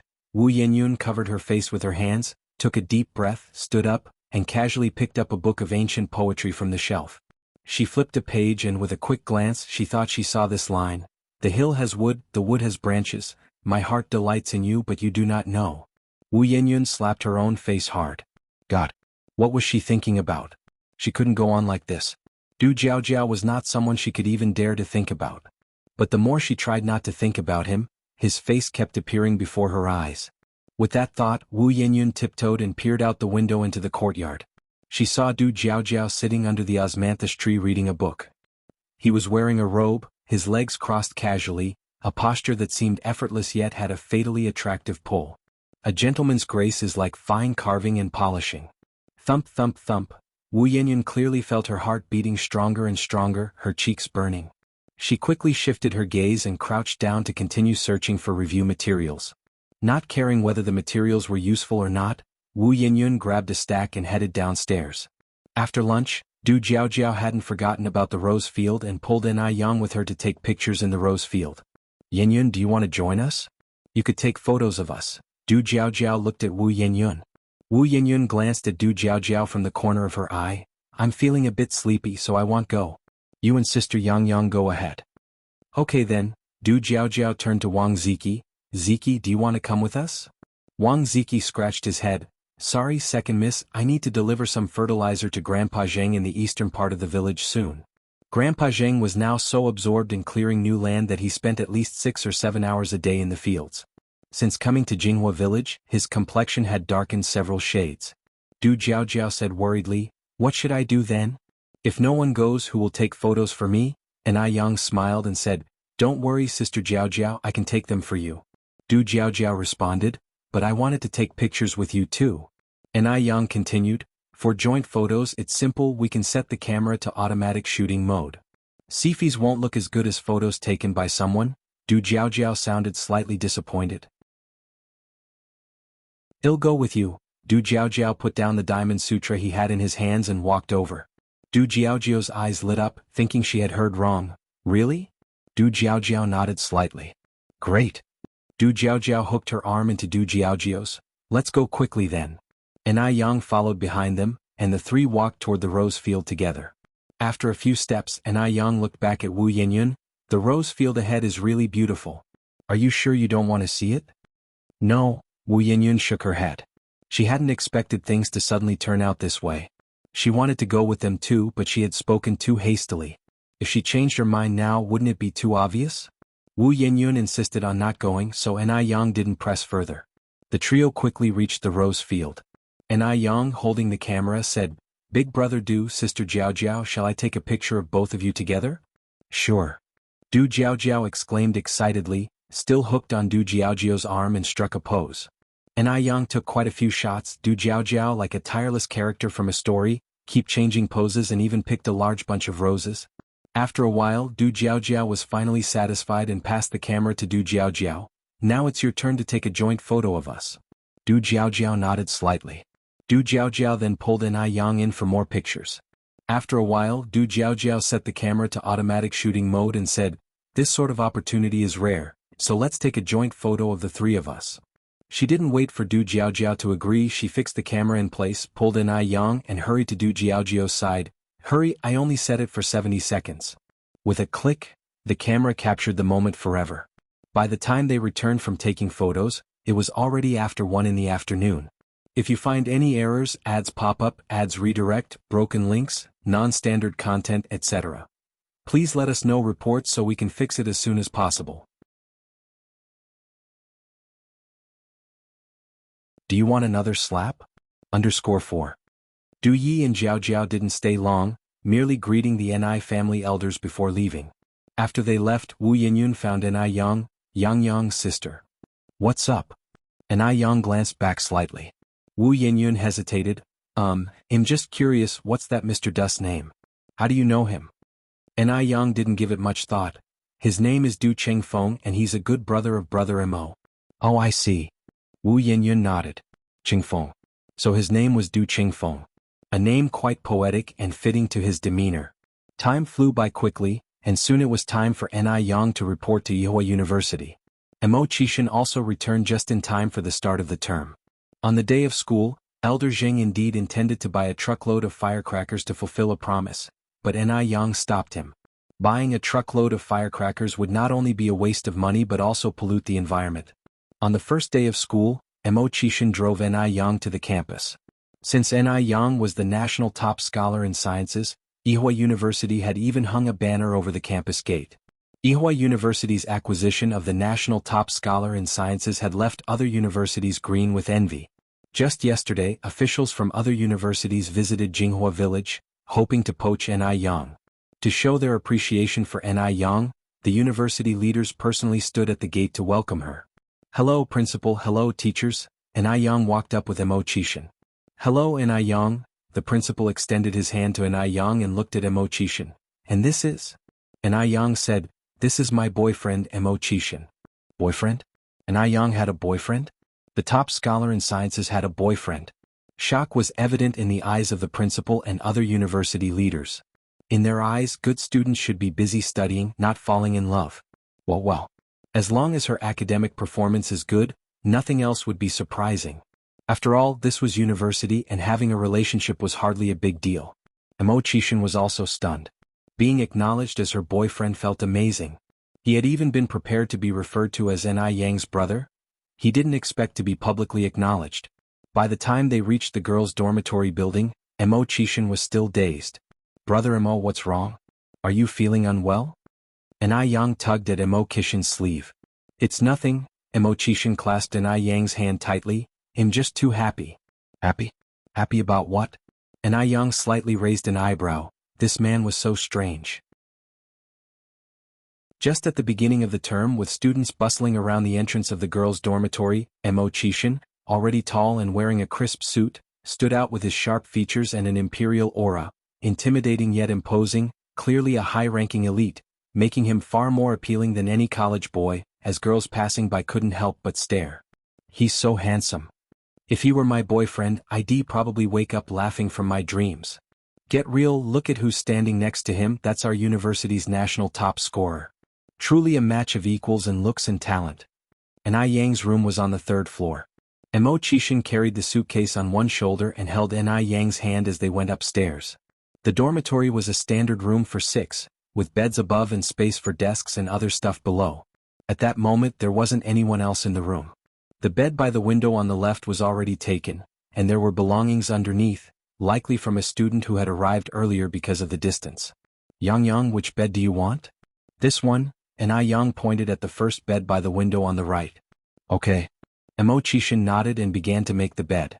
Despite never doing housework at home, Imo-chan was adept at making beds. In no time he had finished making the bed without Ni Yang even getting a chance to help. Truly a boyfriend attentive as one could be. Ni Yang placed a vase she brought from home on the desk, then inserted fresh roses into it. After setting up the dorm, and seeing that the other 5 roommates hadn't shown up yet, Ni Yang and Imo-chan headed off campus to grab a bite. The 80s also had military training. The training lasted for a month, meaning, after today, Imo-chan wouldn't see Ni Yang for a month. After dinner, Imo-chan and Ni Yang went to watch a movie, and it wasn't until after 6 p.m. that Ni Yang returned to the dormitory. If you find any errors, ads pop up, ads redirect, broken links, non-standard content, etc., please let us know reports so we can fix it as soon as possible. Do you want another slap? _5. At that time, 2 people had already arrived in the dorm. One was called Li Huilan, and the other was called Xianxia. Ni Yang took out the gifts she had prepared in advance and distributed them to the 2. Because it was their first meeting and she didn't want to burden her roommates psychologically, Ni Yang had not prepared anything too expensive. The gifts were a box of delicate pastries. "Thank you, Ni Yang." Li Huilan and Xianxia smiled and thanked her. Actually, Li Huilan and Xianxia had known that a top national scholar would be coming to the dorm, but what they hadn't expected was that this scholar would be so warm-hearted. Which was not at all what they had imagined. "No problem. By the way, Ni Yang, I also have something for you." Li Huilan took out a handful of red dates from her bag. "These are specialty products from my hometown and I've already cleaned them. Don't despise them." Li Huilan came from a rural area and was dressed very simply, her Mandarin tinged with a local accent. Ni Yang took the red dates with both hands, smiling. "Red dates are great, not only do they enrich the blood and improve qi, they also beautify the skin. I love eating red dates." Upon finishing speaking, Ni Yang tasted a red date. "How does it taste?" Li Huilan asked. "Very sweet." Ni Yang nodded. "Thank you, Huilan." "You're welcome." Seeing the new roommate liked her gift, Li Huilan felt relieved. Li Huilan was the only college student from her village. On the day she left for Beijing, all the villagers, old and young, had come out to see her off at the edge of the village. On the way there she was full of confidence, but after arriving in Beijing she realized how insignificant she was, especially at Yihua University where everyone had high scores. Her score of 620 was nothing special here. Adding to that, the meeting gifts from Ni Yang and Xianxia were quite expensive, which made Li Huilan feel somewhat inferior and embarrassed about her red dates. Unexpectedly, neither Ni Yang nor Xianxia despised her. Xianxia also took out a gift and handed it to Ni Yang. Zhang Qiuying came from Yanjiao. Her family conditions were excellent, often traveling abroad, so the gift she gave was a silk scarf with Chanel letters on it. It was a famous luxury brand in the future. And Yang smiled and thanked her. After a while, the remaining 3 roommates also arrived. These 3 roommates were called Wang Lixia, Li Muzi, and Zhou Ling, and Yang passed the pastries to the 3 of them. Li Muzi and Zhou Ling happily accepted. Wang Lixia refused. Sorry, I have a toothache and can't eat sweets. You keep it for yourself. And Yang was never one to chase after those indifferent, and seeing Wang Lixia was somewhat difficult to get along with, she took back the pastry. Anyway, she wasn't planning to stay long in the dormitory. Regarding this issue, she had already discussed it with the principal before coming to Yihua University. She had attended college in her previous life and now also had a business to look after. Naturally, she wouldn't waste time at school. Attending examinations on time was enough, though she still had to participate in military training to avoid being criticized for seeking special treatment. Wang Lixia, these red dates are a special product from our place. Would you like to try some? Don't worry, I've cleaned them. Li Huilan offered the red dates to Wang Lixia. Wang Lixia glanced at Li Huilan. Could you please straighten your tongue and talk to me properly? After saying this, Wang Lixia also muttered under her breath, Country bumpkin. Li Huilan's face turned red, her hands stiff with embarrassment while still holding the red dates. Zhang Qiuying had a hot temper and immediately retorted, Huilan, these are great red dates, money can't even buy them. Why waste them on a dog? Who are you calling a dog? Wang Lixia's face reddened in anger. Zhang Qiuying smiled, whoever bites senselessly is the dog. No manners. Wang Lixia was so angry her chest heaved. Zhang Qiuying, linking arms with Li Huilan, said, Let's go, Huilan. Let's eat our dates and not stoop to a dog's level. Yo. Say that again. Wang Lixia charged up to them. Zhang Qiuying was not one to shy away from conflicts. Why not say it again? Some people seem decent but they're worse than dogs. Wang Lixia was furious. Back home, she had always been the precious daughter, pampered by her parents. At school, she was the top student, adored by teachers and students alike. She didn't expect to face such humiliation on her first day in Beijing. If you find any errors, ads pop up, ads redirect, broken links, non-standard content, etc., please let us know reports so we can fix it as soon as possible. Do you want another slap? _6. Wang Lixia's blood pressure shot up to 180, and she raised her hand to slap Zhang Qiuying across the face. At that moment, a fair hand gently gripped her wrist. Looking up, Wang Lixia saw the face of the national top scorer. She knew Yang all too well. It was Yang who had shattered her myth. Had it not been for Yang, she would have been the highest female scorer in the National University entrance exam. Yang's emergence let her parents and classmates realize that there were even more outstanding female students in the world than her. Let go of me. Yang held Wang Lixia's wrist firmly, looking down at her with a calm yet resonant voice. Wang Lixia, this is Yihua University, not your home. You need to watch your words and actions and consider the consequences. Have you thought about the consequences of slapping her? According to the rules of Yihua University, assaulting or insulting a fellow student not only leads to a major demerit but also to severe cases, expulsion. During the 80s, unlike future decades, university rules were strict, focusing on unity and friendly relations among students. Hearing this, Wang Lixia's brow twitched. She indeed had been a bit impulsive. From the perspective of Zhang Qiuying and Li Huilan, Yang looked incredibly cool in that posture. She sounded just like an elder reprimanding a disobedient younger relative. Oh my. The national top scorer was really something. So imposing. And so, the conflict was resolved by Yang. The next day marked the start of a 1-month military training. Military training in the 80s was different from later years. There weren't any camouflage uniforms back then, so everyone wore their own clothes, though they tried to keep a uniform color. The content of the military training was also different from later times, including necessary military postures, appearance, discipline, and bearing, but also training in digging trenches, bomb shelters, outdoor cooking, live ammunition firing, grenade throwing practice, and battlefield first aid, which weren't part of later military training. After a month, many students had become tanner and thinner, showing signs of exhaustion. But Yang showed no changes, remaining fair as snow, elegant in demeanor, as if the grueling month hadn't left any mark on her. Zhang Qiuying exclaimed enviously, Yang, your skin is just too good. You're still not tanned at all. Yang smiled and replied, maybe it's because I choose good skincare products. She never forgot to promote Ice Skin Jade Beauty wherever she went. What brand of skincare products are you using? Zhang Qiuying was straightforward and hadn't noticed what Yang was using. Hearing this, Wang Lisha, who had been about to leave, suddenly slowed her steps, listening intently to Yang's response. Even though she didn't like Yang much, what girl doesn't want to be beautiful? After a month of military training, her face had turned as dark as charcoal, and she feared even her parents wouldn't recognize her when she returned.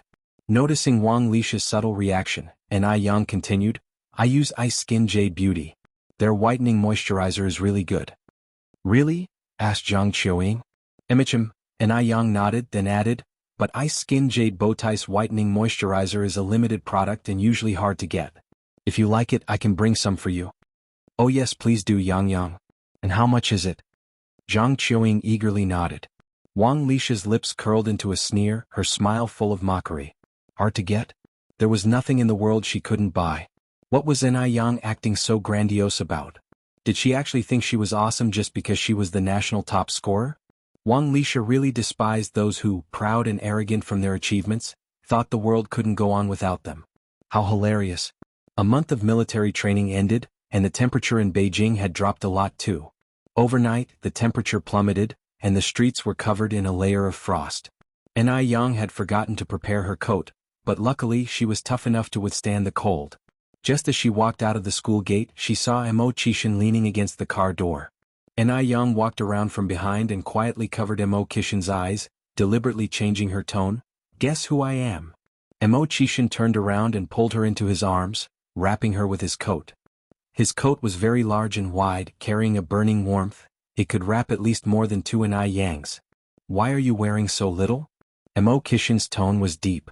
I forgot to take my coat. Yang stretched her arms around his waist, her icy hands contrasting starkly with the warmth of his body. Kishin reproached himself, it's my fault. I should have checked more carefully. Shortly after, both of them sat inside the car. Brother how did you know it was me just now? Yang's imitated voice was incredibly accurate, indiscernible to most. Kishin said seriously, because you are my wife. If I couldn't even recognize my own wife, would I still deserve to be your man? Tiske. Yang poked his face. Mr. Is your face still there? As long as my wife is still here, that's enough. Then Kishin added, right, Sister Xiaoxi is bringing her boyfriend home tonight. We should head back early. Though Kishin was several years older than Shangguanxi, calling her sister came so naturally to him. Hearing this, Yang expressed her surprise. Sister Xiaoxi has a boyfriend? When did this happen? How come I didn't know? Shangguanxi was a person of calm temperament. She would absolutely not bring a boyfriend home until everything was finalized. Kishin slightly parted his lips, smiling, I'm not very clear on the details. Then you should drive faster. Maybe Sister Xiaoxi and her boyfriend are already home, Yang urged. Just give me a kiss and it'll speed up. Kishin, hands on the steering wheel, fixed his gaze ahead, his chiseled features seeming frosted over, truly appearing noble and aloof, yet his words were so playful. Who would believe that the mysterious Mr. Mog had such a side if they hadn't seen it themselves? Yang leaned over and kissed his cheek. Who knew Kishin would push his luck? One kiss isn't enough, give me another.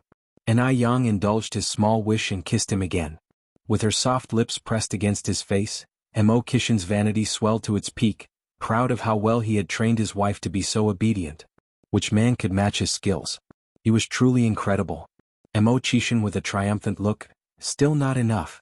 One more. Yang with a smile, do you want me to slap you instead? Kishin's brow twitched and he immediately sped up, showing his cowardice.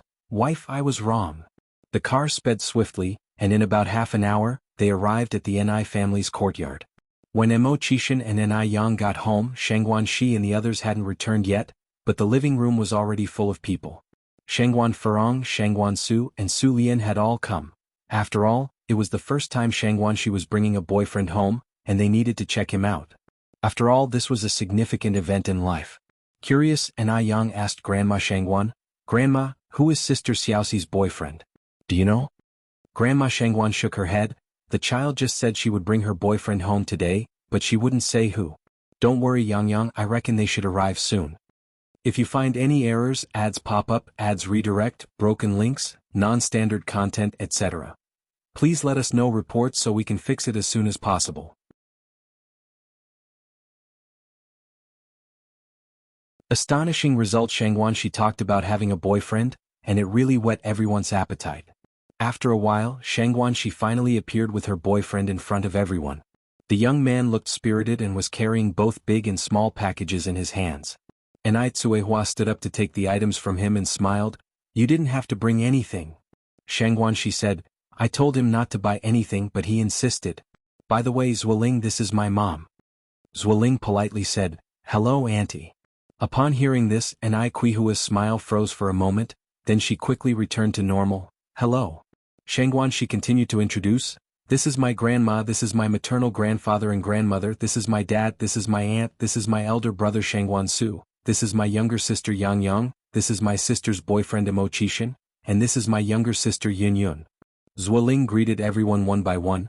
Hello everyone, I'm Zueling, the Zua from left and Ling from ridge. Zueling.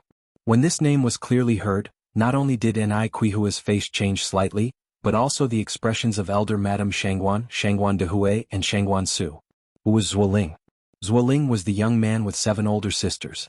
But the Xiangguan family members were quite dignified and, despite having opinions, did not show it.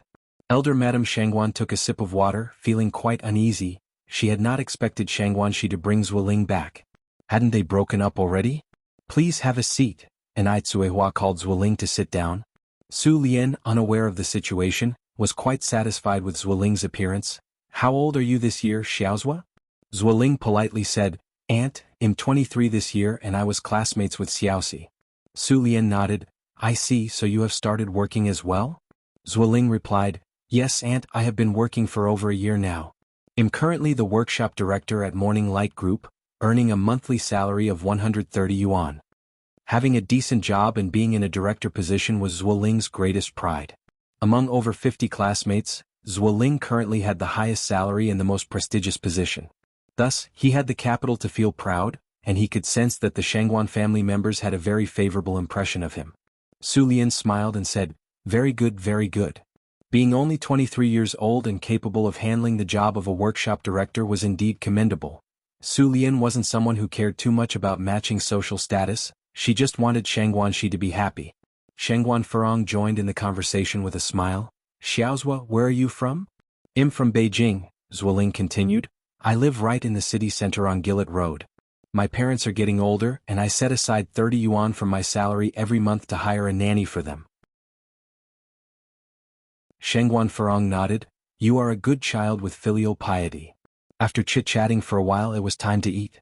In the kitchen, Mrs. Zheng quietly tugged at elder Madame Xiangguan's sleeve and whispered, That young man Zueling seems quite nice. Why do you look a bit unhappy? Zueling had thick eyebrows and large eyes, very energetic, and he was also distinctive looking, which was why he had caught Xiangguan's eye. Elder Madame Xiangguan sighed, glancing towards the door. Do you know who this Zueling is? Who? Mrs. Zheng was baffled. Elder Madame Xiangguan continued, He's Xiaoxi's ex-boyfriend, the one with 7 older sisters. What? Mrs. Zheng looked surprised. I thought they broke up? Why did she bring him back home? Elder Madame Xiangguan frowned slightly. Who knows what Xiaoxi is thinking? Seeing Zueling about to come into the kitchen to fetch dishes, Elder Madame Xiangguan quickly added, We'll talk later, it's not good to let others overhear. All right, Mrs. Zheng nodded. Immortal was followed into the kitchen by Zueling's brother. Zueling tried to pat Immortal on the shoulder but withdrew halfway because there was a significant height difference between them. Immortal was nearly 1.9 meters tall and he was just a bit taller than Xianxia at 1.75 meters. Zueling jogged to keep up with Immortal's pace and whispered, I heard you've been dating Xiaoxi's younger sister for over a year, is that right? Yes, Immortal nodded slightly, that's correct. Based on Xianxuan's introduction, Immortal currently did not have an official job, but whenever Zueling saw Immortal, he felt a wave of inexplicable inferiority and fear, constantly feeling less excellent than Immortal. If you find any errors, ads pop up, ads redirect, broken links, non-standard content, etc. Please let us know reports so we can fix it as soon as possible.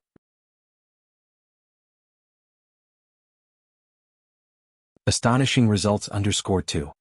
Aside from not being as good-looking as Xianxia, he had a higher education, better job, higher salary, and his family's conditions weren't bad either. What was there to feel inferior about? What was there to fear? Was it all just an illusion? Bro, I heard you don't have a formal job yet. How about I introduce you to work at our company? We are currently short of 2 general workers, and the salary and benefits are especially good. Although our company recruits based on academic credentials, with me around you don't have to worry. The HR department will definitely consider my recommendation, and he'll have them arrange a more relaxed job for you. It was Zuoling's first time visiting, so naturally he wanted to establish a good relationship. In this family, only he and Xianxia were outsiders. Therefore, the first person he wanted to win over was Xianxia. Xianxia didn't have formal employment, and if Zuoling threw him an olive branch, Xianxia would surely grasp it tightly. Then in the company he would be Xianxia's supervisor, and Xianxia would be at his beck and call. Thanks for the offer, but no need, Xianxia politely declined. Zuoling didn't expect Xianxia to actually turn him down, thinking to himself that this guy really aimed high. He had no notable education, yet he looked down on being a general worker. How did such a pretty future sister-in-law fall for someone like him? He himself was in such good standing but didn't have such romantic luck. Really strange. Zuoling encouraged Xianxia. Bro, don't look at me now as the workshop supervisor. I also started from being a general worker and worked my way up step by step. As long as you're willing to put in the effort, I believe that one day you too can become a workshop supervisor or even a higher-ranking leader. Who could get fat on one breath? Xianxia politely smiled. Since Xianxia didn't continue the conversation, Zuoling couldn't say much more, and the two entered the kitchen. Grandma, Granny, you've worked hard. Xianxia wasn't prone to jest in front of outsiders, but he was a sweet talker with his family, and with just a few words he made both Grandma Shangguan and Granny Zheng very happy. Seeing this, Zuoling frowned subtly. He was somewhat displeased with Xianxia's behavior. Wasn't a man supposed to be manly? What was this smooth talking all about? Aunt 6, no need for you to serve the dishes. You can go and rest with Xiaoxia, said Grandma Shangguan. Just as Zuoling was about to respond, pleased with Grandma Shangguan's suggestion, he heard Xianxia say, It's okay, Granny. Well, do it. So, Zuoling had no choice but to join Xianxia in serving the dishes. Dinner was lavish. Although the Shangguans lived in the countryside, the meal was better than what his family usually had, which surprised Zuoling. It seemed the Shangguan family had prepared this especially to welcome him. During the meal, Zuoling occasionally offered food to Shangguan Shi. The two had been together for over 3 years, and Zuoling was very familiar with Shangguan Zai's tastes. Su Lian and Shangguan Farong noticed this detail and showed satisfaction in their eyes. After dinner and a little more sitting, Shangguan Shi walked Zuoling back. Just stepping out the door, Zuoling noticed a small sedan parked at the doorstep and asked in surprise, Xiaoxi, whose car is that? Shangguan Shi nonchalantly said, I think it's from the television station. Because Shangguan Dehui had previously instructed her, during her school days Shangguan Shi had deliberately concealed her family background. No one knew she came from a wealthy household, not even Zuoling. The television station? Zuoling was puzzled. Shangguan Shi continued, Didn't my sister top the high school exams this year? That car belongs to a journalist who came to interview her, but something broke and it can't start, so it's been parked here. In a few days the station will send someone to tow it away. High school exam top scorer. Zuoling was even more surprised. Your sister is the top scorer for the high school exams. Yes, nodded Shangguan Shi. Then your sister really lacks judgment having such a boyfriend as a high school exam top scorer, Zuoling said. Didn't she become foolish from reading too much? What of being a high school exam top scorer? After all, she chose a boyfriend with neither education nor a job. That showed high school exam top scorers were nothing special after all. Shangguan Shi replied with a serious face, Don't talk nonsense. Yang is the smartest person in our family. Moreover, if my sister chose Xianxia, he must have something exceptional about him. And I also think Xianxia is much more than he seems. If you find any errors, ads pop up, ads redirect, broken links, non-standard content, etc., please let us know reports so we can fix it as soon as possible.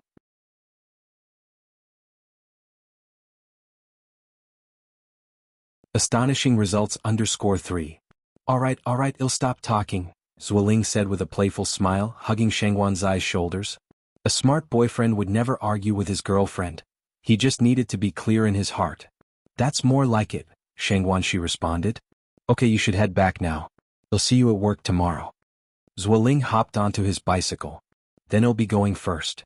Xianxia watched as Zuoling's figure disappeared into the night, then turned and walked into the house. Grandma, Grandpa, Grandma, Mom and Dad, little aunt, great aunt, what did you think of my boyfriend at first impression? Not very good, the old Mrs. Xianxia put down her chopsticks. Xiaoxi, didn't you say you broke up with Zuoling? Hearing the news of her breakup with Zuoling had been a relief for old Mrs. Xianxia. However, she brought him back in no time. We did break up before, but Zuoling kept begging me, so She and Zuoling had been together for 3 years, it wasn't something that could simply be dropped. Plus, Zuoling himself didn't have any shortcomings, and they were each other's first love, old Mrs. Xianxia continued. I think you two should end it sooner rather than later. Mom, I think this young man Zuoling is quite good. Farong joined in. Su Lian said, you don't like Zuoling? I also think Zuoling is quite good. Old Mrs. Xianxia sighed. Actually, I'm not the kind of person who cares about families being well matched, but your great aunt, do you know what Zuoling's family situation is? Zuoling has 7 older sisters. His parents are almost as old as I am. She continued, nowadays family planning is so strict. Workers can only have 1 child. What if Xiaoxi marries into their family and the first child is a daughter? Would Zuoling's family let it go? The fact that Zuoling's mother had given birth to 8 children proved she was no gentle character. Ordinary women who could give birth to 8. Hearing this, Su Lian's smile stiffened. Furong's expression also changed as she turned to look at Xianxia. Xiaoxi, your grandma is right. You can't marry into such a family. It's hard to find a 2-legged frog in this world, but men with 2 legs are everywhere. With your qualifications, what kind of man can't you find? Why fixate on Zuoling?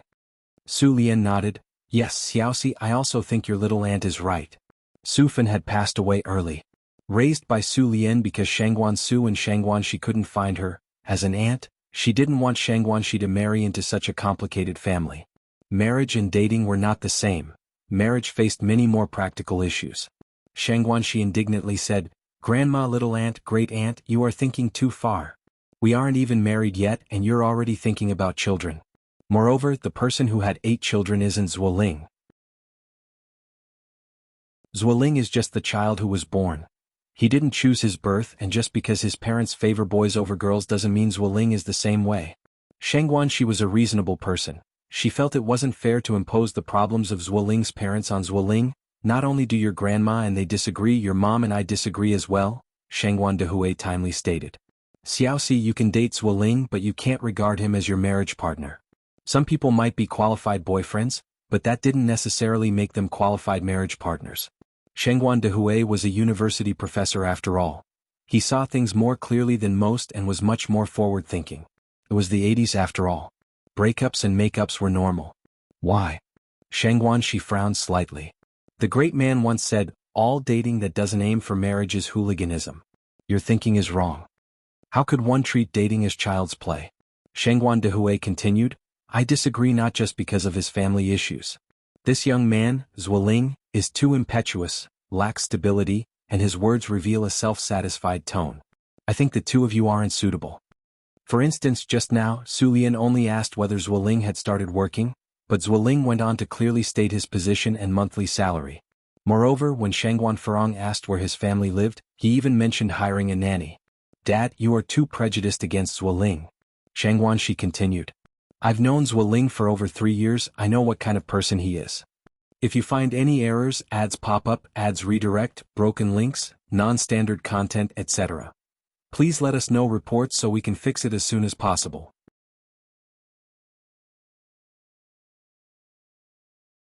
Astonishing results _4. Sister Xiaoxi, don't get agitated. Actually, I think Dad makes a lot of sense, Xianxia began. Zuoling really isn't suitable for you. Grandpa, Grandma, what do you think? Xianxia looked towards Elder Zheng and Madame Zheng.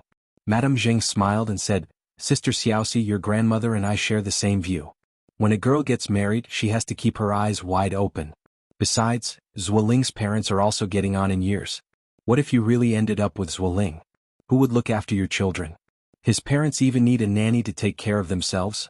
I can hire another nanny, Xianxia argued. Madame Zheng smiled and said, when the child is too young to speak, Would you really be comfortable leaving them in someone else's care? Moreover, what if you have a daughter and your in-laws don't like her and secretly dispose of the child? What will you do then? That won't happen. She would be their own granddaughter. It will, and Tsuehua stepped forward and said, you'll find all sorts of people in this world, especially people like Zuoling's parents who favor sons over daughters. It was then that Shangguanxi realized that Tsuehua had already lost 3 children. Mom is right, Yang chimed in at the right moment.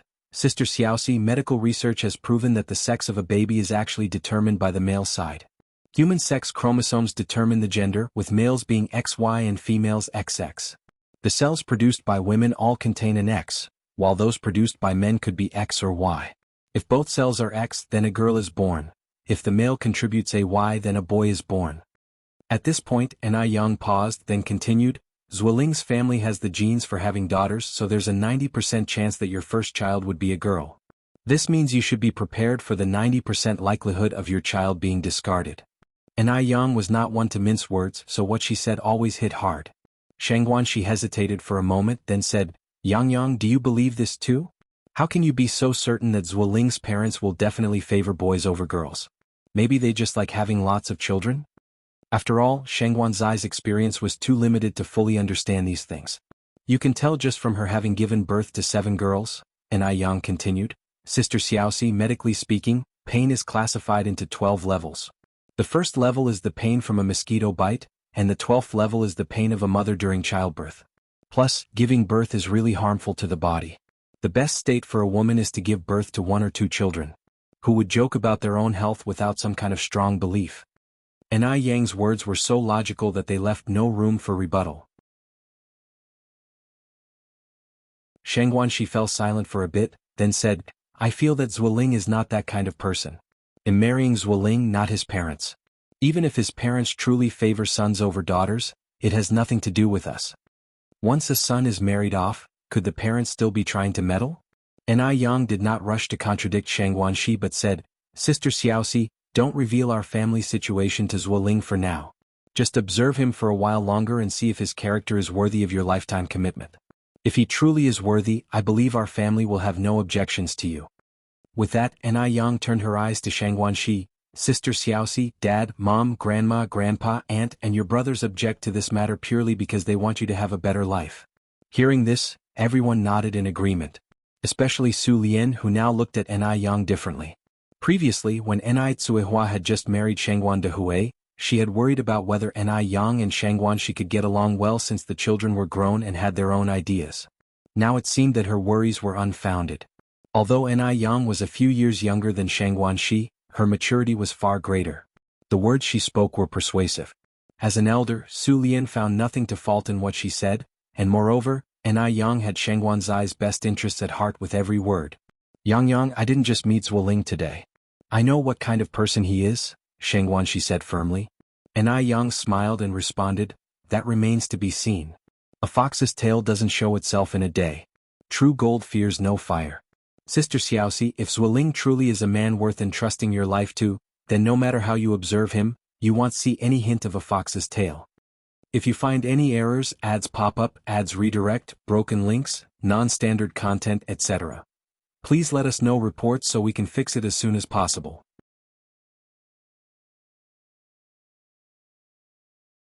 Astonishing results _5. Su Lian nodded, I think Yang is absolutely right. On the other side, Zuoling rode his bicycle back home. Zuo's father, unable to wait, asked, how did it go? Did Xiaoxi's parents have a good first impression of you? Do you even need to ask? Zuo's mother, sitting on the sofa watching TV, scoffed. Our Lingling's credentials are so outstanding, you couldn't find a better son-in-law with a lantern. Could the Shangguan family possibly look down on us?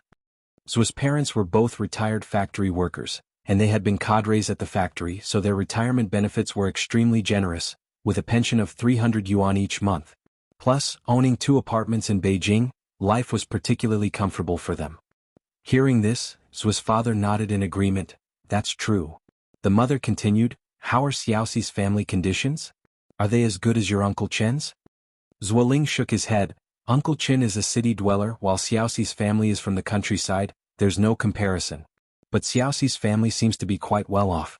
I saw that they even have big appliances like a refrigerator and a washing machine, and their house is beautifully decorated. Refrigerators and washing machines together wouldn't cost less than a few thousand yuan. Could an ordinary family afford that? Don't even think about it. From the countryside? Zuo's mother sat up in surprise. Xiaoxi is a rural person? Due to past experiences, Zuo's mother got goosebumps at the mention of rural people. Their family was living so comfortably, they certainly didn't want to be visited by poor relatives looking for handouts every day. Xiaoxi is from Jianghu village, Zuoling nodded. But you don't have to worry, Mom. Xiaoxi's relatives dress very decently, not like poor people, so you don't have to worry about people coming to our door asking for things. Zuo's mother sighed. You, this child, how did you end up choosing a country person of all people? Mom, I love Xiaoxi, I really do. I hope you can agree to our relationship, Zuoling continued. Mom, I promise you, Xiaoxi's family doesn't have that kind of poor relatives and their conditions are really quite good. You see how long it's been since we've changed the carpet in our living room? The carpet in Xiaoxi's living room is not only brand new but also woolen. Zuoling's feelings for Xianxia were genuine. Otherwise they wouldn't have had an on and off relationship. So his mother tapped Zuoling on the forehead. You're just too naive. You might get cheated and end up counting someone else's money for them. Of course her family wouldn't let go of a catch like you so easily. Are you sure the place you went to tonight was even Xiaoxi's home? Perhaps Xianxia had planned it all along, and the place Zuoling visited tonight wasn't her home at all. A rural person being able to afford a carpet. That's laughable. And didn't you say that Xiaoxi's mom isn't her birth mother but a stepmother? Have you ever seen a stepmother who truly cares for her stepdaughter? If you really marry Xiaoxi then you'll have troubles. That stepmother will steal a little today, a little tomorrow, and our family won't be able to live properly. Her son was only 23 years old and already earning over 100,000 yuan a month. You probably couldn't find a few like him in the whole of Beijing.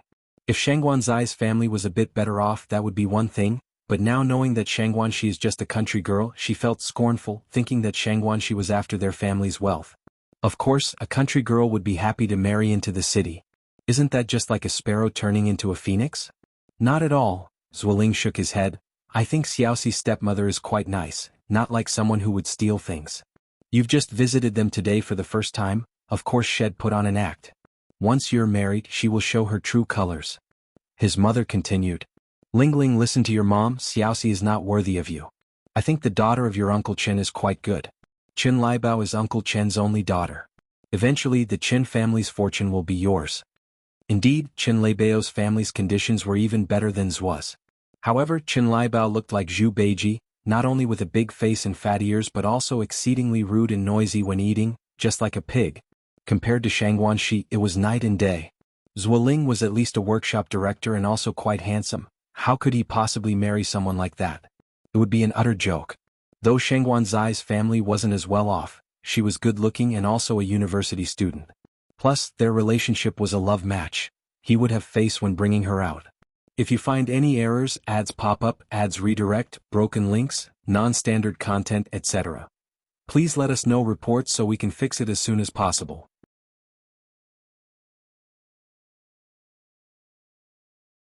Astonishing results _6. No, I just like Xiaoxi, Zuoling asserted stubbornly. Zuo's mother sighed. You used to be such an obedient child, what has changed now?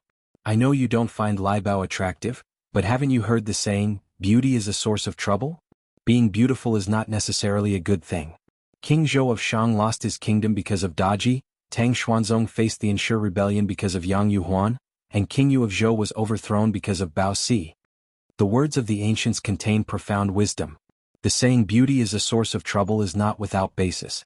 At this point, Zuo's mother paused and continued, actually women are all the same when the lights go out. There's nothing more to them, nothing less. Whether one is beautiful or not is just about looks. And besides, Lingling, you are destined for great things in the future. You can't let your heart be taken by youthful love, and you certainly can't let Xiaoxi hold you back. What you're lacking is a wise and virtuous wife, not a fairy who is above the mundane world. Liebao, that child, definitely looks like she's blessed with good fortune. Big head, big bottoms, surely someone who can bear sons. After you marry, you'll give me a fair and plump grandson. As she spoke, Zuo's mother started to dream of a wonderful future. Her grandson. She gave birth to 8 children, all for the day she could hold her grandson in her arms. Zuoling shook his head. No, no, Mom, please stop talking. Just the thought of having to sleep next to a pig in the future makes me so nauseous that I won't be able to eat breakfast tomorrow. You child, his mother chided, how can you speak like that? How has Lai Bao disgusted you? I think she's very nice. Your Uncle Qin said that if you're willing to marry Lai Bao, not only will our family not have to pay a penny for the dowry, but we'll also get 5,000 yuan as part of her dowry. Can Xiaoxi's family offer 5,000 yuan for a dowry? I bet they can't even come up with 50 yuan. That's 5,000 yuan. Where could you find such a favorable marriage offer? But Zuoling sneered at the 5,000 yuan, knowing that one can't have the best of both worlds. Even if Chen Leibao's family offered 50,000 yuan for the dowry, there's absolutely no way I'd marry a pig. Having said this, Zuoling turned and walked away. Zuo's mother was so infuriated by Zuoling that she was more convinced than ever that Shangguanxi was the reincarnation of the millennial fox spirit Su Daji. Let it be, Zuo's father said, just don't meddle with the child's affairs. Nowadays people value love marriages, and arranged marriages by parents are out of fashion. When Zuo's father was at work, he held a lower position than Zuo's mother, so she had always been in charge, which meant that at home, Zuo's mother had the final say. Moreover, Zuo's mother didn't have any preference for sons over daughters. The reason she had 8 children was to prove her worth. Because a life without a son was considered incomplete. A daughter married off is like water splashed out. No matter how many daughters you have, they can't compare to having a son. Zuo's mother continued, our Lingling is too outstanding. Who knows how many girls out there have their eyes on him. I calculated everything but never expected Shangguanxi to be from the countryside. If I had known she was from the countryside, I would never have agreed to it when Lingling first brought it up. That girl is too scheming, hiding her rural background and deceiving us for so long. She should have mentioned her rural background early on. What is this if not deceit? Our Lingling is a dragon roaming the heavens and she is just a sparrow that aspires to transform into a phoenix. It's too unsightly. So his father turned the page of the newspaper in his hand and replied, following his wife's thoughts, I also think Lai Bao is a decent child. The Chens are still young and can at least provide support for them for over a decade. If our Lingling marries Lai Bao and they have a chubby baby boy, the good days are still ahead. Meanwhile, at the Ni family's home, Ni Tsuehua and Shangguan Dehui were sitting on the bed also talking about Shangguanxi. As a stepmother, there were some things Ni Tsuehua felt awkward to speak out directly. She could only convey her thoughts to Shangguan Dehui. Dehui, although Xiaoxi seems to have a mild temperament and doesn't usually show much temper, she actually has a rebellious streak deep inside. You have to talk to her about Zuoling properly, but also don't push her too hard. Beware of the extreme rebound effect. Even though Shangguanxi wasn't born to Ni Tsuehua, through the days spent together, she had come to understand Shangguanzai's nature very well. Shangguan Dehui nodded, I know, don't worry. Actually, Shangguanxi was very much like the late Su Fen. Su Fen had known that Shangguan Dehui had someone else in his heart, but she had still married him disregarding everything. Shangguanxi was also troubled, tossing and turning in bed, unable to sleep all night long. She couldn't figure it out. Zuoling's qualifications were so outstanding, why couldn't her family see his worth? As a result, when Shangguanxi got up the next morning, 2 dark circles had formed under her eyes. Sister Xiaoxi didn't sleep well last night? Ni Yang greeted her at the dining table. Shangguanxi nodded. Here, take this. Ni Yang fished a pink sugar pill from her pocket. What's this? Ni Yang said with a smile, it helps relieve fatigue and lighten dark circles. Hearing about the beneficial effects of the sugar pill, Shangguanxi immediately took it and swallowed. Thank you, Yang Yang, otherwise I wouldn't have been presentable today. After a while, Ni Tsuehua came over with breakfast. At noon, Ni Yang received a phone call from the hospital. After hanging up, Ni Yang found Ni Tsuehua. Mom, I have something to tell you now, you need to be prepared emotionally. Is it about the paternity test? Ni Tsuehua asked. Yes. Ni Yang nodded. Mom, Yinyun is our second sister. Crash. The vase in Ni Kuihua's hand dropped to the floor, shattering, and with tears in her eyes she said, Really, is it true? It's true. Ni Yang hugged Ni Tsuehua. Mom, we found our second sister. We found her.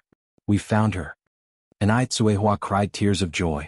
Although they had found the person, Ni Tsuehua was still faced with a dilemma. Whether to acknowledge her or not. Currently, without acknowledgement, they still had a kinship with the Wu family. If they burst this bubble, What if they couldn't even remain relatives? After all, the Wu family had raised Wu Yinyun for 17 years, from a helpless little baby to a graceful young lady. No one knew how much heart and soul the Wu parents had poured into her. If they were to acknowledge her now, would the Wu parents forgive them? Would Wu Yinyun forgive them? In the evening, everyone gathered to discuss this issue. The elderly Mr. Zheng and Mrs. Zheng said, "We definitely must acknowledge her. No matter what, that child is our Zheng family's blood. If you find any errors, ads pop up, ads redirect, broken links, non-standard content, etc. Please let us know reports so we can fix it as soon as possible."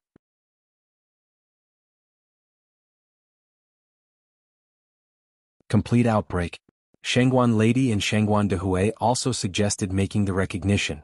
After all, they were talking about her own flesh and blood, and besides, Enai Tsuehua had not intended to abandon Wu Yinyun in the first place. Yang, what do you think? Jing Patriarch looked towards Enai Yang. Though young in age, Enai Yang was not lacking in experience, and her opinion was always sought in major family matters. Enai Yang said, "Of course we need to recognize her. After all, Yinyun is also a member of our family. But this matter can't be rushed, it needs to be approached gradually. They'll first go and gauge Godfather's reaction to see what they say. Wu Yinyun may be of a gentle disposition, but that doesn't necessarily mean she could accept this. After all, there's a saying, some pains are never understood until they happen to oneself. The person who was abandoned was Wu Yinyun, and the person who was almost sold was also Wu Yinyun. That core bitterness can only truly be understood by someone who has personally experienced it." Jing Patriarch nodded. Yang is right. Enai Yang continued, "Let me handle this matter, you all wait at home for my news." With that, Enai Yang got up and walked outside. Yang, where are you going? Enai Tsuehua stood up. Enai Yang glanced back slightly. "I'm heading to the construction site." "I'll go with you." Enai Kuihua's eyes reddened. "No need for you to go, it's not appropriate for you to appear at a time like this." Shangguan Dehui held onto Enai Kuihua's wrist. From an outsider's perspective, after all, Enai Tsuehua is the mother, and with the daughter having been abandoned, the mother bears an undeniable responsibility. Enai Yang nodded. "Dad's right, I can go by myself." Enai Yang didn't go empty-handed. She took a basket of pork lard cakes and 2 bottles of milk tea along.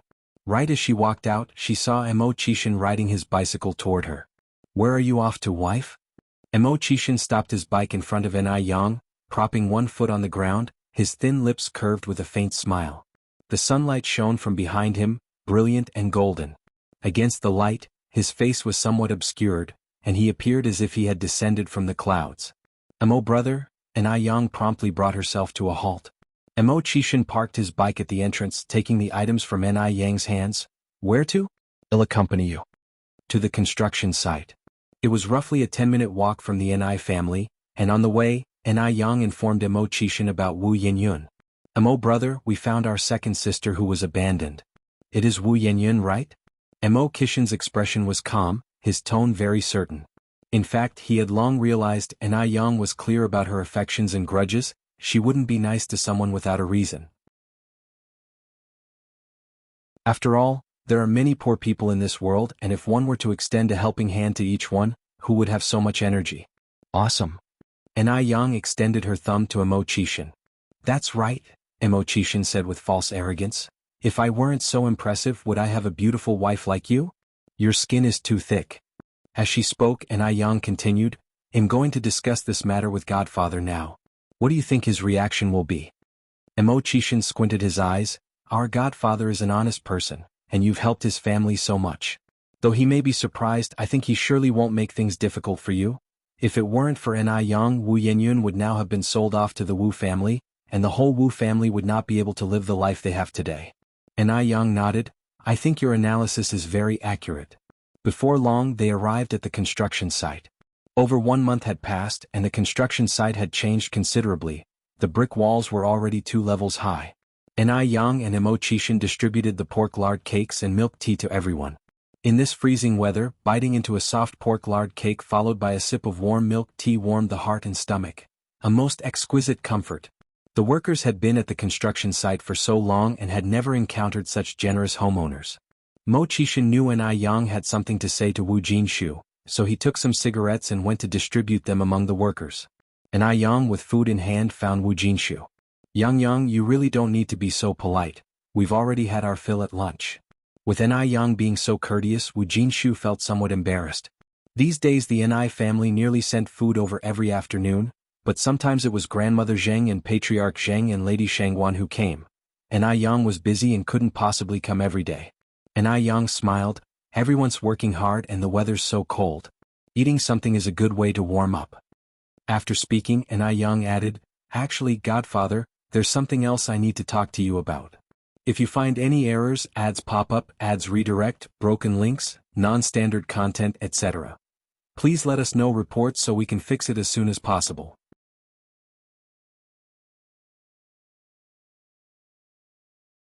Total outbreak. _2. Hearing that Ni Yang had something to say, Wu Jinshu immediately put down his teacup, as he had never treated Ni Yang like a child. Yang, go ahead. Ni Yang continued, this is about Yun. Yun? Wu Jinshu asked anxiously, Yang, is that child causing you trouble?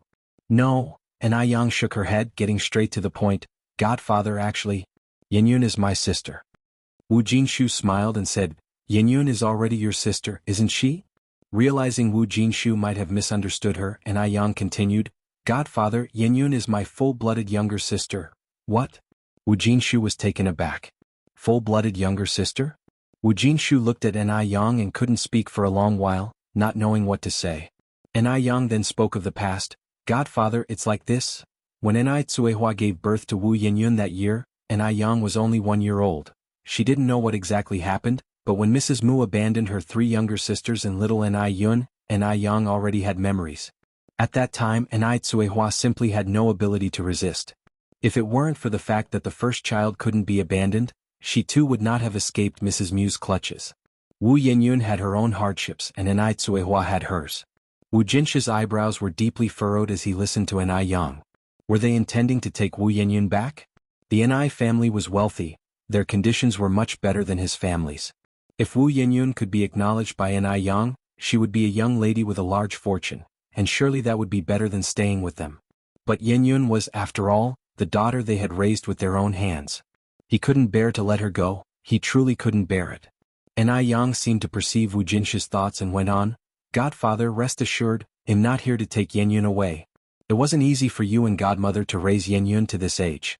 The grace of upbringing is greater than heaven. No matter what, you are Yun's parents. Ni Yang wasn't the kind of person without a conscience. The Wu family had raised Wu Yun for so long, it would not only be illogical to take her back now, but it would also be unfair to Wu Jinshu and Yen Erju. Including Ni Tsuehua, they had no intention of taking Wu Yun back. They just wanted to clarify things to Wu Yun and use the rest of their lives to make it up to her, so that neither of them would have regrets in their lives. Then, Wu Jinshu started, his mouth agape. If the Ni family didn't want to take Wu Yun back, then why had Ni Yang told him all this? Ni Yang continued, Godfather, if you don't mind, let Yun also acknowledge my parents as godparents. From now on, our 2 families will be even closer relatives. After much thought, this seemed like the most appropriate solution. Upon hearing this, Wu Jinshu breathed a sigh of relief. Yang, I can't decide this alone. I need to go back and discuss this with your godmother and then see what Yun thinks. Yes, that's only proper. Ni Yang nodded, standing up and dusting herself off. I'll head back first, Godfather. All right. Wu Jinshu stood to see Ni Yang off. Although Wu Jinshu wasn't well educated, he understood the ways of the world. The reason Ni Yang hadn't gone directly to Wu Yun, but instead had come to him, was out of respect for him. It showed that he, as her godfather, mattered to Ni Yang.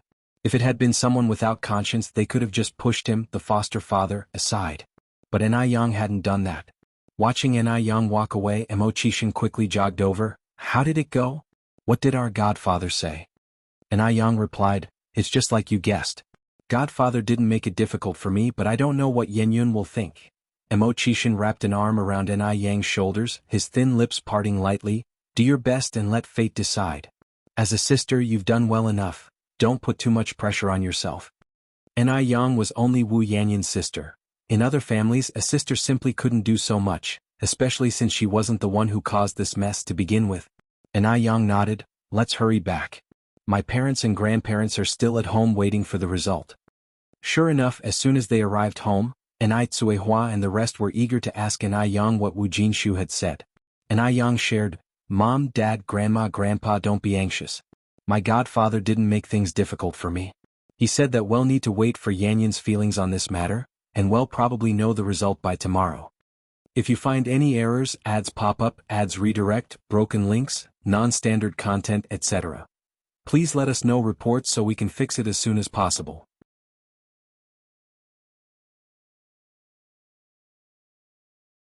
Total outburst.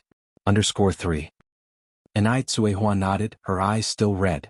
Lady Shangguan said, I see that Yenyun is quite gentle and sensible. I think she will definitely understand you, Dia, don't worry. Wu Yenyun seemed like a child with no temper, gentle and honest, not the kind who would unreasonably stick to his guns. Lady Jing agreed, I think my in-law is right. Wu Yenyun had visited the Ni family a few times and now thinking back, Lady Jing felt that Wu Yenyun's temperament was very much like Zheng Suyu's. On the other hand, Shangguan she had been preoccupied all day. Zuoling noticed her distraction and asked when they were returning to the dormitory after work, Xiaoxi, what's wrong with you today? Are you feeling unwell? Shangguan she smiled and said, it's nothing. Thinking of her family's advice, Shangguan she added, Zuoling, there's something I want to talk to you about. Go ahead. Shangguan she spotted a small restaurant on the roadside, let's go there and talk while we eat. Okay, Zuoling nodded. The small restaurant was very simple. The two of them ordered 3 dishes and 1 soup for just 8 yuan. As they ate and talked, Shangguan she asked, Zuoling, do you hope your future child is a boy or a girl? When Shangguan she suddenly asked this, Zuoling was stunned for a moment, then he smiled and said, boy or girl, I like both equally, didn't the great man say that men and women are now equal? Hearing this, Shangguan she breathed a sigh of relief. She knew Zuoling wasn't biased in favor of boys. Xiaoxi, why would you suddenly ask that? Zuoling looked up at Shangguan shi, tell me, are you thinking about having children with me? Cough, cough, cough. Shangguan she choked on her soup, tears streaming from her eyes. Xiaoxi, are you all right? Zuoling quickly stood up to pat her back. Take it easy, no one's rushing you. I was startled by you, all right? Shangguan she rolled her eyes at Zuoling, her face turning red. Who said I want to have children with you? Zuoling laughed. If not with me, then who else would you want to have them with? Shangguan she pushed him lightly, straightened her expression and said, Zuoling, be serious. I'm talking about something important here. Who says I'm not being serious? I am very serious and solemn. Zuoling continued, Xiaoxi, we are not young anymore. I met your parents yesterday. When can we get our marriage certificate? Then we can have a bunch of kids. A bunch? Shangguan she widened her eyes. Zuoling, family planning is so strict now. And you still want a bunch? Zuoling slapped his forehead. Right, I forgot, I thought it was still my parents' era where you could have as many children you want. Shangguan she continued, I have a question for you and you must answer me honestly. Uh-huh, Zuoling nodded. Ask away, I guarantee no secrets at all from you, or may lightning strike me dead. Did my uncle and aunt have so many children because they preferred sons over daughters? Shangguan she asked. Of course not. Zuoling immediately denied. Xiaoxi, why would you think that? My parents are leaders at the factory, they are educated people, how can their consciousness be so low? Rest assured, they absolutely aren't the type who prefer sons over daughters. Whether or not his parents favored sons over daughters, Zuoling, being their son, definitely knew it clearly. As a child, while his 7 sisters ate bran and swallowed vegetables, he alone ate white rice and fine flour, having a boiled egg every morning, his sisters not even dreaming of getting a piece of the eggshell. Moreover, all 7 of his sisters were illiterate, only he graduated from university. Even now, those 7 sisters had to frequently subsidize the family, but how could he admit such a thing directly? Zuoling wasn't stupid. He and Shangguan Zai's relationship was at a critical juncture. What if this broke them up? He certainly didn't want to marry Qin Liebao, that pig. Really? Shangguan she pressed on, if uncle and aunt didn't prefer sons over daughters, then why did they have so many children? Zuoling laughed and said, my dad was an only child and my mom had her and my aunt, just 2 people. Seeing other families with many children always seemed very lively, my parents especially envied that. So, my mom gave birth to my 7 sisters and me. Actually, there was another younger sister after me, but when my mom was 8 months pregnant with her, she accidentally fell. Medical skills weren't advanced at that time, so the baby didn't survive, and my mom was very heartbroken. After that, she never conceived again. If you find any errors, ads pop up, ads redirect, broken links, non-standard content, etc., please let us know reports so we can fix it as soon as possible.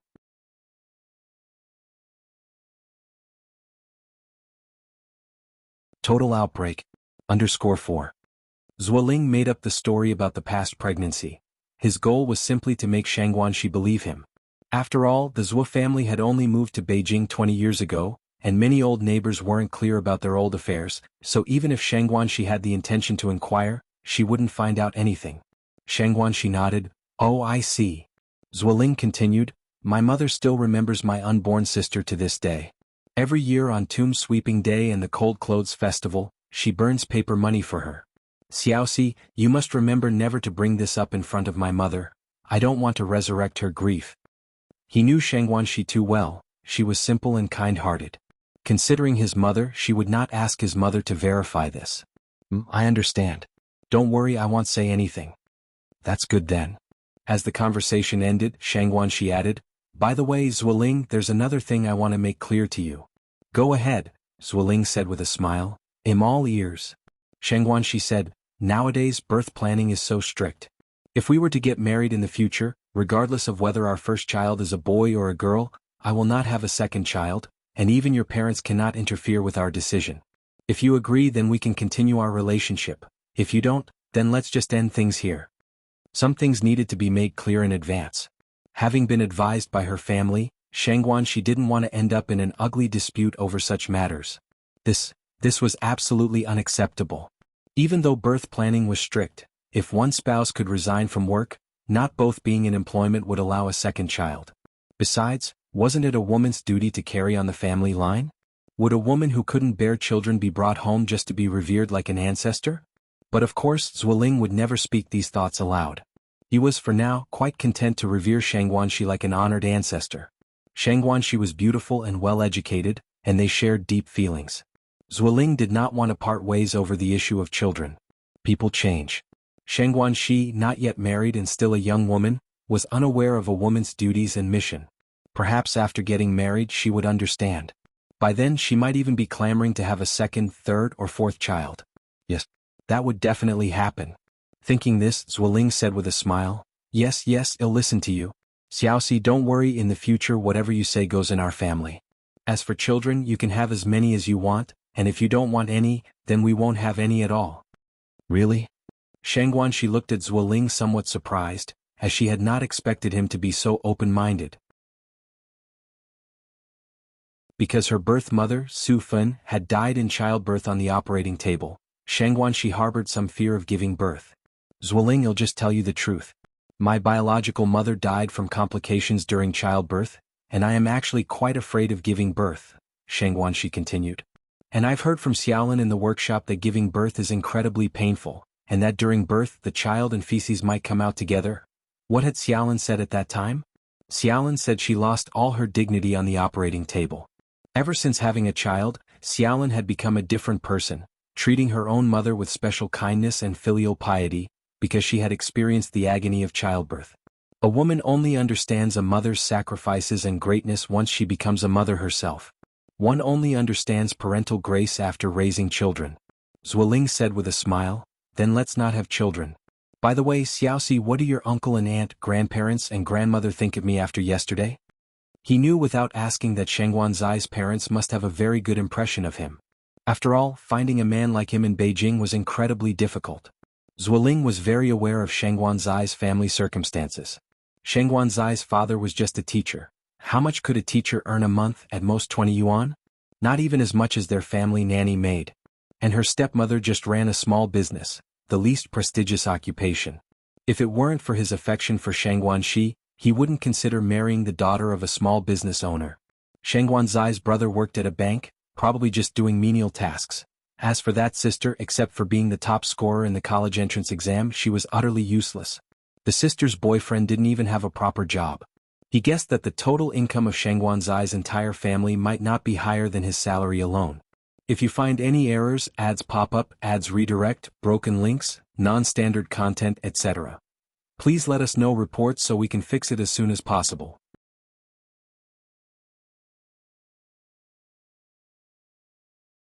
Chapter 1000, Total Outbreak. _5. Not only is the income low but there's also the need to support 3 elders and a child. What money could such a family have? When encountering a golden son-in-law like him, one must definitely hold on tight. In the entire family, only he has a monthly salary over 100. Zuoling felt a full sense of superiority in his heart. Xianxia didn't have the heart to deflate Zuoling's pride and also wanted to leave a good impression of her family in his heart. She knew some things clearly herself and lightly said, "My parents have a particularly good impression of you, especially my aunt and my younger aunt. After you left, the 2 of them were still praising you." "Really?" Zuoling asked. "Really?" Xianxia nodded. Zuoling then said, "So, should we start discussing our wedding date now?" Xianxia's face flushed momentarily. This is not urgent. Xiaoxi, I'm already 23 this year. The 80s were not like later times. Back then people advocated for early marriage and childbirth. Some college students were still studying when they had children. And there were some who attended college while having children. Someone like Xianxia was already considered an older youth. The most crucial issue was that Xianxia was somewhat traditional. Normally, Zuoling couldn't even hold her hand, let alone other things. 23 is an age easily prone to impulsiveness. Xianxia continued, "You've met my parents but I haven't met your uncle and aunt yet. I also don't know if your uncle and aunt are satisfied with me," Zuoling said with a smile. "You can rest assured about that, Xiaoxi. You're beautiful and well-educated. My parents will definitely be very satisfied with you. How about this, let's set a time for you to visit my parents, and then arrange a day for the parents on both sides to meet." Xianxia nodded, "That's possible." Having resolved the issue of having children, Xianxia felt much more relaxed. On the way to the dormitory she even hummed the popular song Sweet Honey. No sooner had she returned to the dormitory than Xianxia found an additional message on her pager from home. Xianxia put on her coat again and went to a public telephone booth to call back home. The person who answered the phone was Enai Tsuehua. Enai Tsuehua was informing Xianxia about Wu Yanyan's situation. Although Wu Yanyan and Xianxia weren't related by blood, they were now a family, and since it was a family matter she should inform Xianxia. It was the least form of respect. Xianxia was a sensible and good child and immediately said she would return home tomorrow. She was also very happy that Enai Tsuehua was willing to tell her about this matter. Meanwhile at the Wu family, Wu Jinshu did not tell Wu Yanyan about the situation immediately but quietly spoke to Yan Erju about it. After hearing this, Yan Erju exclaimed in surprise, "Really?" Wu Jinshu nodded, "What kind of question is that? Would I joke about such a matter?" After saying this he continued, "It's not only our Yanyan who was abandoned as a child, but also Yang Yang's 3rd and 4th sisters. However, we can't blame their mother for this." Yan Erju sighed after listening, "We really can't blame Yang Yang's mother for such a thing. Just look at your mother and you'll understand. If it weren't for Yang Yang, wouldn't our Yanyan have been sold to the Wu family?" Upon mentioning this matter, Wu Jinshu bowed his head in shame. After they had moved here, Grandma Wu hadn't given up. After some inquiries, she and Wu Jinjin found this place. But on their way here, she had slipped and became a vegetable, still lying in the hospital to this date. Wu Jinjin was afraid of being responsible and hid himself away. As a son, Wu Jinshu had to take care of her, now bearing a medical expense of 20 yuan per month. Fortunately, the construction company was now making quite a bit of money each month, so this 20 yuan didn't exert too much pressure on them. Otherwise, life would really have been impossible to continue. Also fortunately, Grandma Wu's fall made her a vegetable. Otherwise, who knows how much trouble she could have caused later on. She might even have taken this opportunity to fiercely extort a sum from the Enai family. Wu Jinshu knew it was wrong for a son to have such thoughts, but he couldn't help it. Whenever he thought of his mother's actions, he became very angry. Wu Jinshu then said, "When should we tell Yanyan about this matter? What do you think?" Yan Erju was unsure as well. At the same time she was somewhat worried. After all, the Enai family's conditions were so good, what if Wu Yanyan didn't want them as his foster parents after knowing about this matter?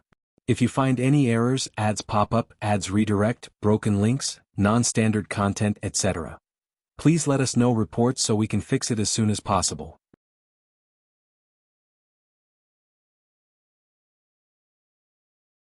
Chapter 1001, Total Outbreak. _6. Wu Jinshu said, "What I mean is, since Yanyan will have to know about this sooner or later, we might as well tell her now. Isn't there a saying, a swift knife cuts through the mess? If Yenyun really chooses the Ni family and doesn't want us anymore, we can't stop her. After all, blood is thicker than water. No matter what choice Wu Yenyun made, Wu Jinshu would respect it. But out of selfishness, Wu Jinshu still hoped that Wu Yenyun wouldn't abandon them. Okay, Yen Erju nodded and with a sigh said, "I'll go call Xiaoyun." Wu Yenyun now lived in a room by herself. When Yen Erju went to see her, she was revising her schoolwork. Her grades were good but not top-notch. With Ni Yang as a shining example before her, she wanted to make a push as well, to bring honor to her parents. "Xiaoyun, are you studying?" Yen Erju gently pushed the door open. "MHM." Wu Yenyun nodded. "Mom, is there something you needed from me?" Yen Erju smiled and said, "Xiaoyun, come with Mom for a moment, your dad and I have something to tell you." "Okay." Wu Yenyun put down her pen and followed Yen Erju to the master bedroom. "Yenyun is here, have a seat." Wu Jinshu patted the sofa. Sensing something off about her parents' expressions, Wu Yenyun asked, "Mom, Dad, what is it you want to talk to me about? You seem so serious?" Wu Jinshu swallowed, carefully choosing his words in his mind. "It's not such a big deal, it's just. Yenyun, your mom and I want to talk to you about your origins. I think you should know that you are not our biological child." Upon hearing this, Wu Yenyun's eyes instantly reddened. "Mom, Dad, do you not want me anymore?" Ever since she knew about her origins, Wu Yenyun's mind had become sensitive. She feared that one day her parents might suddenly not want her. Hearing this, her heart leaped to her throat. "No, not at all." Wu Jinshu quickly shook his head to deny it. "Silly child, what are you talking about? Why would your mom and dad not want you? Your parents just want to talk to you about this matter." Yen Erju added, "Xiaoyun, you were raised by me from diapers to potty training, how could I ever not want you? Don't worry, you will always be your father and mother's daughter." Wu Yenyun wiped her tears. "Then why are you bringing up this issue all of a sudden?" Something felt off about it all. Yen Erju sighed and continued, "Xiaoyun, your biological mother had no choice but to abandon you, and I hope you won't hold it against them." Wu Yenyun blinked, then said, "Have they come looking?" Yen Erju nodded. Learning that her blood relatives had found her, Wu Yenyun couldn't describe what she was feeling. Her mind went blank. They didn't want her, did they? So why were they looking for her now? What kind of desperation had led them to give up their own flesh and blood?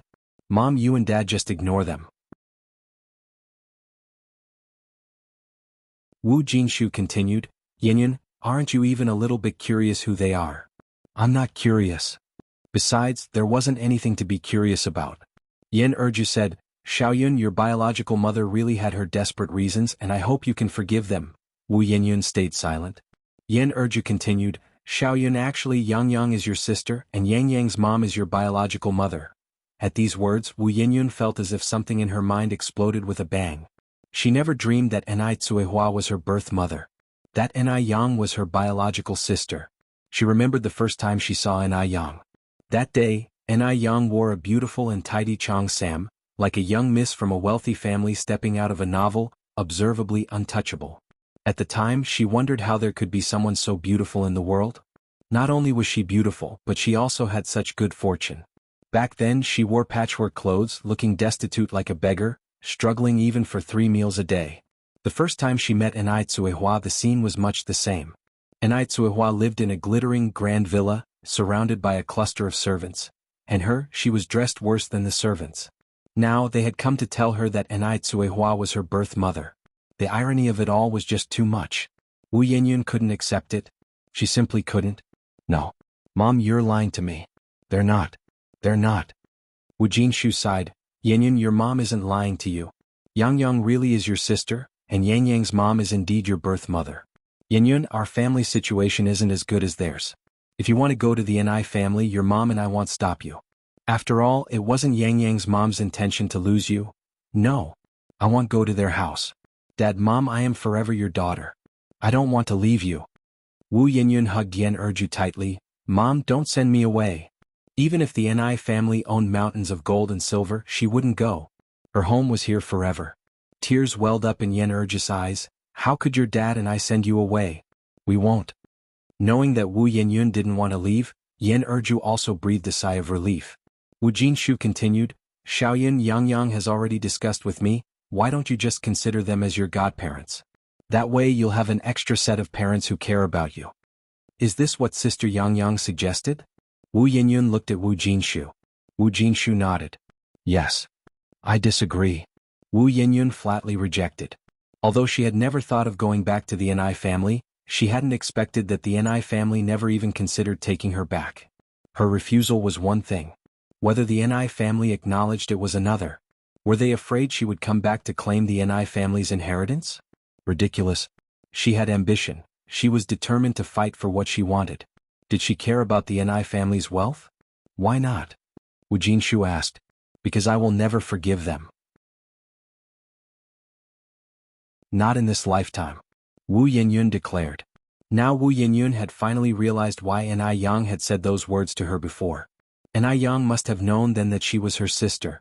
If she knew all along, why didn't she tell her sooner? Wu Yinyun suddenly felt a ludicrous sense of being toyed with. So all of this was premeditated. Xiaoyan, don't be like that. Actually, Yang Yang's mom was also helpless. It wasn't just you who got thrown away, your third and fourth sisters were discarded too. Then why weren't Ni Yang and Ni Yun thrown away? Wu Yinyun retorted. Why was she the one discarded? As a mother, how could Ni Tsuehua not protect her own children? If she never wanted her to begin with, why give birth to her at all? Such injustice was truly unfair to her. Yen Erju continued, because Yang Yang is the eldest child. There's a saying back in our hometown that the eldest must be well raised. What about Ni Yun then? Wu Yinyun pressed on. Yen Erju choked, then said, Yunyun was also going to be thrown away, but fortunately Yang Yang's mom and your biological father got divorced in time. Actually, Yang Yang's mom had it tough too. Then why couldn't they have divorced sooner? If they had divorced earlier, none of this would have happened. Wu Yinyun pressed on, anyway I can't forgive them. Mom and Dad, let's not have any more dealings with them from now on. I don't want to see anyone from their family ever again. If you find any errors, ads pop up, ads redirect, broken links, non-standard content, etc. Please let us know reports so we can fix it as soon as possible.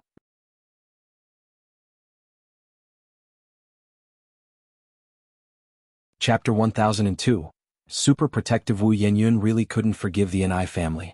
Whenever she thought about how she was the one discarded, she felt extremely uncomfortable, suffocated, a mix of complex emotions would come together and she felt like she would explode. Yinyun, calm down a bit, Erju continued. Back then women had no say in anything. You know about your grandmother's issue. If it weren't for Yang Yang, you would already be stepmothering someone else's children, you know? You can't be so heartless. Wu Yinyun looked at Erju and said, if they hadn't discarded me, I wouldn't have almost ended up as someone else's stepmother. At the end of the day, this whole thing was still the Ni family's fault. All the suffering she endured was caused by the Ni family. Wu Jinshu said, Yinyun, back then when your grandmother wanted to marry you into the Wu family, your mom and I, we couldn't protect you, just like Yang Yang's mom faced the same situation as your mom and I did back then. Equally helpless, equally desperate. As parents, Wu Jinshu and Erju really understood Ni Tsuehua. Previously, as a bystander, Wu Yinyun, upon hearing Yang Yang reminisce about the past, could also understand Ni Tsuehua. But now Wu Yinyun wasn't a bystander. She was the one who experienced it. No one knew what she had gone through over the years. She was only 18 this year, yet life's hardships had spared none on her. In the past, just to let her parents and 3 younger brothers have a bit more to eat, she often went hungry. In the winter, because she had no cotton shoes, her toes were nearly frostbitten. In her second year of high school, she was forced to drop out due to lack of money. That same year, she nearly became someone's stepmother. Given a choice, she would rather have never experienced life on Earth. Mom, Dad, stop talking, I don't want to hear it. Wu Yinyun stood up, took a deep breath. That's it, I'm going back to my room. I will never set foot in the Ni family's house again. Wu Jinshu wanted to say more but was held back by Erju, who whispered, she's furious right now, let her calm down first. Okay, Wu Jinshu nodded. Before talking to Wu Yinyun about this matter, the couple had thought of many possible outcomes, but they had never expected this one. They hadn't anticipated that Wu Yinyun would get so angry, nor that she would start to hate the people of Ni family. What should I tell Yang Yang tomorrow? Wu Jinshu was somewhat troubled. Failing to resolve this matter, Wu Jinshu felt very guilty, especially since Yang Yang had helped their family out so much. There's no other way but to tell the truth, Erju said.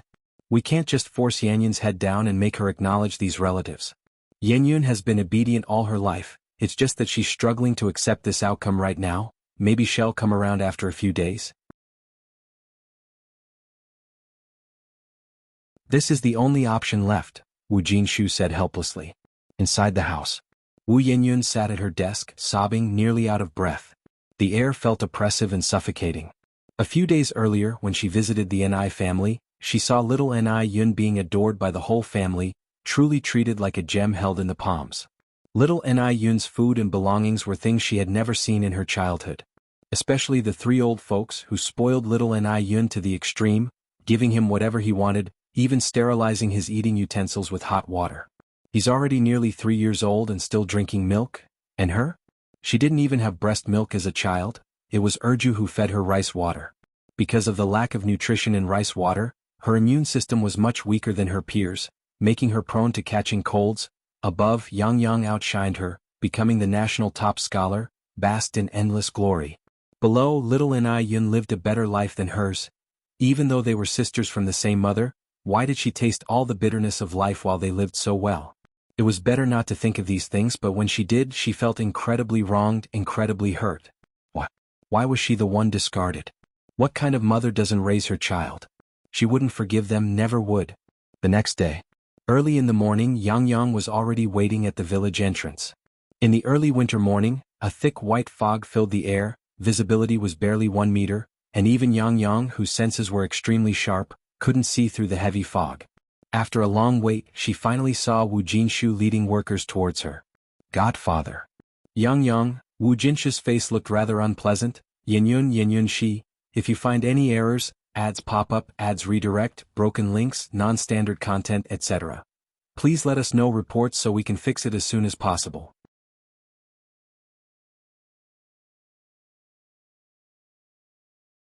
Chapter 1003, Super Protection of Companions _2.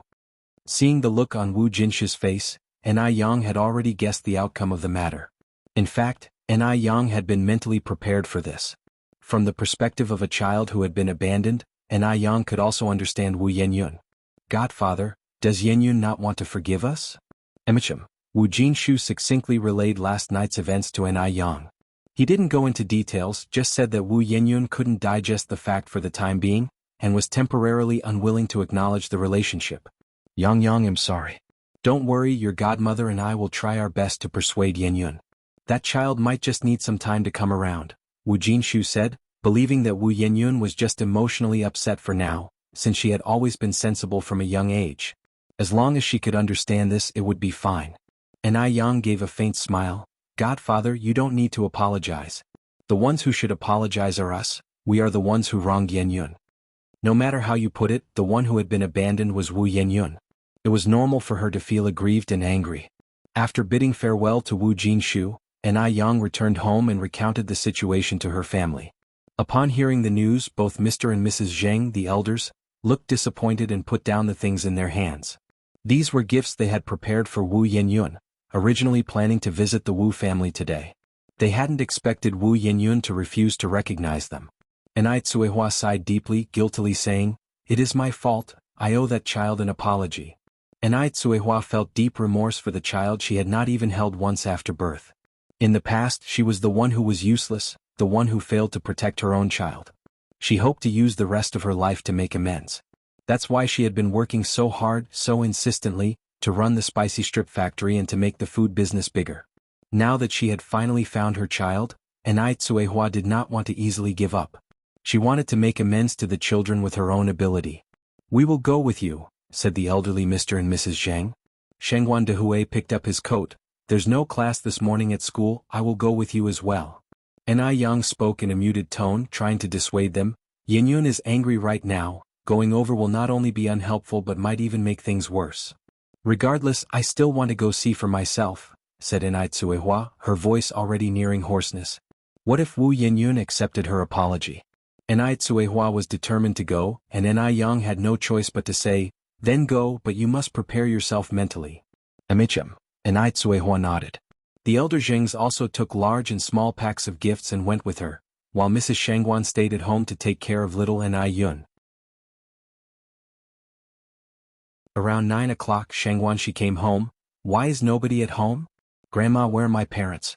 And how is the situation with Yenyun? When are we planning the family reunion?" That would mean Wu Yenyun would be her third sister. From now on, Their family would have one more member, and Xianxia was quite happy about it. Mrs. Xianxia shook her head. Don't even mention it, you wouldn't think Yenyun has such a temper, but she refuses to acknowledge us. From Mrs. Xianxuan's point of view, Ni Tsuehua and Ni Yang had been good enough to Wu Yenyun, yet Wu Yenyun seemed to be a bit unaware of her good fortune. Not recognize? Why not? It's not my parents' fault, Xianxia frowned slightly. I remember Yenyun is 17 this year, right? Yes, she is 2 years younger than Yang, Mrs. Xianxia confirmed with a nod. Xianxia continued, I remember that around this time 2 years ago, Yang already had opened over 10 noodle restaurants and milk tea shops. If they really are sisters, there shouldn't be such a big difference. Being true sisters, Xianxia couldn't help but compare Wu Yenyun with Ni Yang. Others might not know about Ni Yang's situation, but Xianxia knew everything clearly. Everything Ni Yang currently owned was earned by herself. She had never relied on anyone. This comparison made Wu Yenyun seem to pale in comparison. Mrs. Xianxia sighed. After all, she was abandoned since she was little. It's normal for her to have grievances in her heart. Perhaps she'll come around after thinking it over for a few days. Let's hope so. Xianxia shrugged her shoulders and stretched out her hand to little Ni Yun. Come little Yun, do you want a hug from your sister? If you find any errors, ads pop up, ads redirect, broken links, non-standard content, etc. Please let us know reports so we can fix it as soon as possible.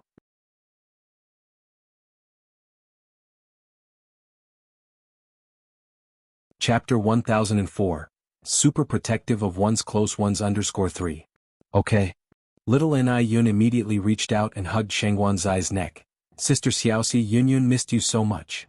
Little Ni Yun was at an age where she was sweet-tongued, charming everyone she saw, often bringing the family to laughter. As Xianxia played with little Ni Yun, she asked the Mu family's old lady about Wu Yenyun. So my parents have gone to Yanyun's home now?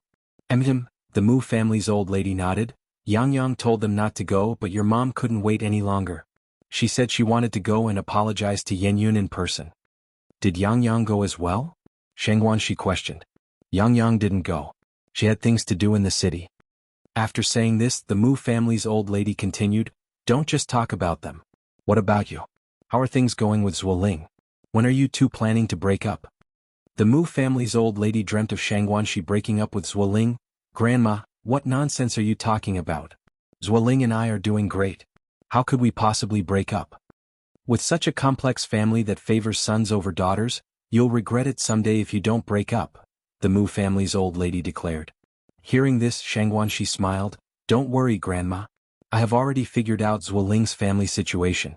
The reason Zuoling has 7 sisters is not because of preferring sons over daughters. It's because his parents like a bustling household, which led them to have several children. Besides, after Zuoling, his mother was pregnant again. Xianxia truly trusted Zuoling, so she took his words as the absolute truth. How can you be sure Zuoling isn't deceiving you? The Mu family's old lady looked at Xianxia. Only Xianxia would believe such tall tales. How many women in this world would give birth to 8 children just because they like a bustling household? Xianxia firmly said, no. Zuoling would never deceive me. The Mu family's old lady sighed again. Xiaoxi, you are too naive. Don't worry, Grandma. I promise you that Zuoling is not that kind of person. Moreover, Zuoling has assured me that if we really stay together, it doesn't matter whether it's a boy or a girl, we only want one child. Zuoling is also very open-minded and can even accept not having children. As she finished speaking, Xianxia turned to little Ni Yun. Yun, don't you think Sister Xiaoxi is right? Yes. Little Ni Yun nodded vigorously in agreement. You little girl, what do you know? The Mu family's old lady said with a chuckle as she poked little Ni Yun on the forehead. Little Ni Yun earnestly replied, I know. I understand very well. The Mu family's old lady turned serious. Xiaoxi, if you don't trust me, you should at least trust Yang's judgment. Even Yang thinks that Zuoling is unreliable. Xianxia nodded. I know, Grandma. Don't worry, I definitely won't be fooled by anyone. Meanwhile, at the Wu family, Yan Erju warmly welcomed Ni Tsuehua, Xianxuan Dehui, and the elder Mr. and Mrs. Zheng. Uncle, Aunt, please have some tea. Yan Erju set the tea on the table. Brother-in-law and Tingting, you have some too. Thank you, Sister Erju, Ni Tsuehua said with tears in her eyes. Sister Erju, may we see Yenyun?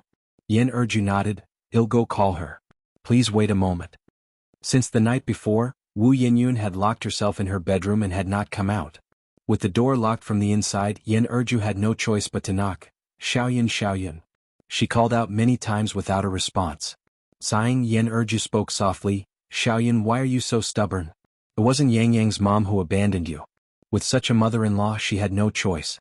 She's just as much a victim of fate as your mother. When your grandma wanted to sell you, I was powerless too. Have you forgotten all this? Just as Yen Erju was about to give up, the door opened. Wu Yinyun was no longer as agitated as the day before and spoke calmly, Mom, do you believe everything they say? Since the Mu family's old lady is already dead, there's no one left to verify the truth. They can say whatever they want. Yen Erju replied, Xiaoyan, it's not right to think like that. I don't think Yang Yang's mom is the kind of person who would lie.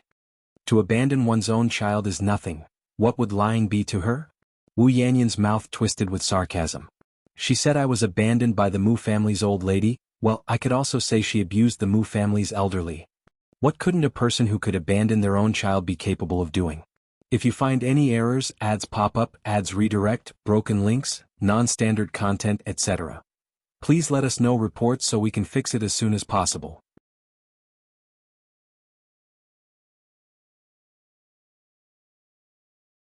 Chapter 1005, Super Protective _4. What does abuse of the elderly amount to compared to abandoning a child? Yen Erju sighed. Xiaoyan, stop being so stubborn. If Yang Yang's mom really wanted to abandon you, she wouldn't come looking for you now. There's no mother in this world who doesn't love her child. Seeing Wu Yinyun like this made Yen Erju very anxious. An Yang's family had been so good to them, and she didn't want Wu Yinyun to hurt An Quihua's feelings. They say spilled water cannot be regained, and indeed, hearts are the hardest to mend. Some things once lost can never be retrieved. On the other hand, Yen Erju also didn't want Wu Yinyun to do something she would regret. Love. Wu Yinyun retorted. How can she throw me away if she loves her child? Isn't it said that a mother should be strong? I think she doesn't deserve to be a mother. Yen Erju continued, Xiaoyan, calm down. Sit down peacefully and talk it out with Yang Yang's mom and listen to what they have to say. Can't you be a bit more flexible? Even if just for mom's sake? Mom did, after all, raise you for 18 years. Are you not even willing to listen to her now? Upon hearing this, Wu Yanyan's expression changed. She didn't want Yen Erju to worry about her anymore. I understand, Mom. Seeing this, Yen Erju breathed a sigh of relief. Then come with me to the living room now. Have they arrived? Wu Yinyun asked. Yes, Yen Erju nodded. Yang Yang's dad, Yang Yang's mom, and your grandparents are all here. Xiaoyan, be good and don't say those hurtful things anymore. Wu Yinyun didn't respond and turned to walk to the living room. Yen Erju followed Wu Yanyan's steps. When Wu Yinyun emerged and Quihua's face tensed up, she didn't know what to say. Should she call her child or should she just call her by her name, Wu Yinyun? The table was piled with many gifts that Cuihua and others had brought. Wu Yinyun walked up to the table. With a sweep, she stretched out her hand and swept everything on the table onto the floor, pointing outside and yelling, Leave! Get out of here fast. We don't welcome you people in our home. No one expected Wu Yinyun to react like this, including Yen Erju, who thought Wu Yinyun had calmed down. Xiaoyan, what are you doing? Yen Erju hurried over and scolded loudly, What you are doing is very rude, don't you know? After speaking, Yen Erju immediately apologized to Cuihua. I'm sorry, Tingting. Xiaoyan didn't mean to. Before Cuihua could respond, Wu Yinyun picked a gift box from the floor and threw it at Cuihua. It was intentional. I did it on purpose. Take these things and get out of my house. Shengguan de Hui frowned slightly, wanting to reprimand Wu Yinyun, but considering Cuihua's position, he suppressed his anger. If he had any blood relation with Wu Yinyun today, he wouldn't stand idly by. Cuihua was stunned, tears streaming down. Child, I'm sorry. It's my fault, I know you hate me. But I really didn't do it on purpose, I didn't mean to abandon you. It's just that I was too incapable. Leave. Get out now. More things were hurled at Cuihua and the Elder Zheng. A gift box corner hit Elder Zheng's forehead, instantly swelling up. What on earth is wrong with you? Yen Erju stepped forward and slapped Wu Yinyun. They are your elders. You shouldn't act this way, it's offensive. They weren't afraid of divine retribution when they abandoned me, why should I be? Wu Yinyun, covering her left cheek and hysterical, yelled, Leave. Leave. Mom, Dad, Dia, let's go. Shengguan Dehui positioned himself in front of Enai Tsuehua and her family, guiding them outside. Under these circumstances, Enai Tsuehua and others had no choice but to leave temporarily. Yan Erju sighed, her face filled with guilt as she escorted them to the door. Uncle, aunt, sister Tingting, brother-in-law, please don't take today's events to heart. Xiaoyun was just too impulsive. Don't worry, I will certainly teach her a lesson later. Enai Tsuehua wiped her tears and grasped Yan Erju's hand. Sister Erju, it's my fault, she's right to hate me, don't blame her. Such is the compassion of all parents worldwide. Yan Erju's eyes also turned red. Yes, I know. Don't worry, I won't blame her. I will talk to her properly. If you find any errors, ads pop up, ads redirect, broken links, non-standard content, etc., please let us know reports so we can fix it as soon as possible.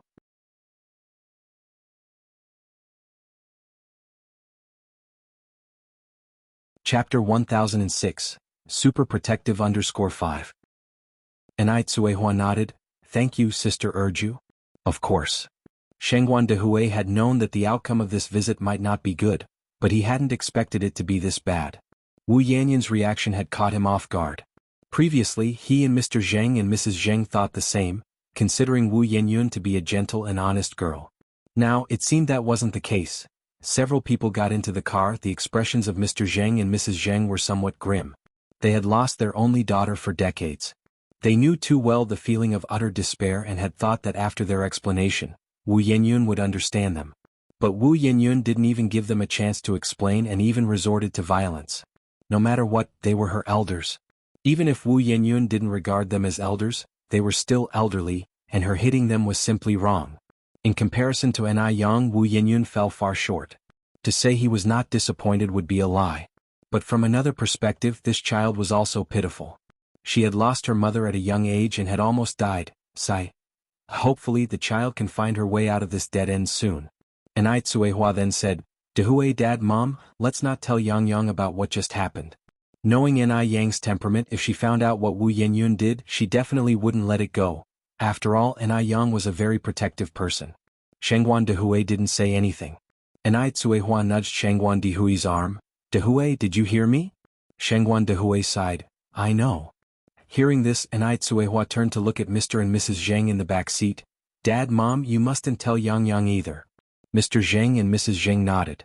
At the Wu family house, Erju scolded Wu Yanyun severely. Xiaoyun, you really disappointed me today. How could you resort to violence? No matter what, they are your elders. Especially considering Mr. Zheng and Mrs. Zheng's age, did you even think about the consequences before throwing things? Xiaoyun. Murder doesn't even go this far, think about what you've done. After saying this, Erju stopped caring about Su Xiaoyun and turned to walk to her room. Wu Yanyun stood there reeling. Was she wrong? Really wrong? Did she deserve to be abandoned? Discarded by people and still expected to smile and say it didn't matter, that she didn't care? She is human. Not a toy to be tossed around. Meanwhile, Enai Yang went to Bingjiufu to do some accounting. It had been a while since she last did so, and after making the rounds she reaped a huge profit that she could hardly stuff into her backpack, also carrying 2 plastic bags. As soon as she left the mall, she saw Xiaozhou. Brother Yang, where are you coming from? Xiaozhou greeted him. I went to Bingjiufu to do some accounting. Did you come to browse the mall? Enai Yang raised his eyebrows slightly. Yeah.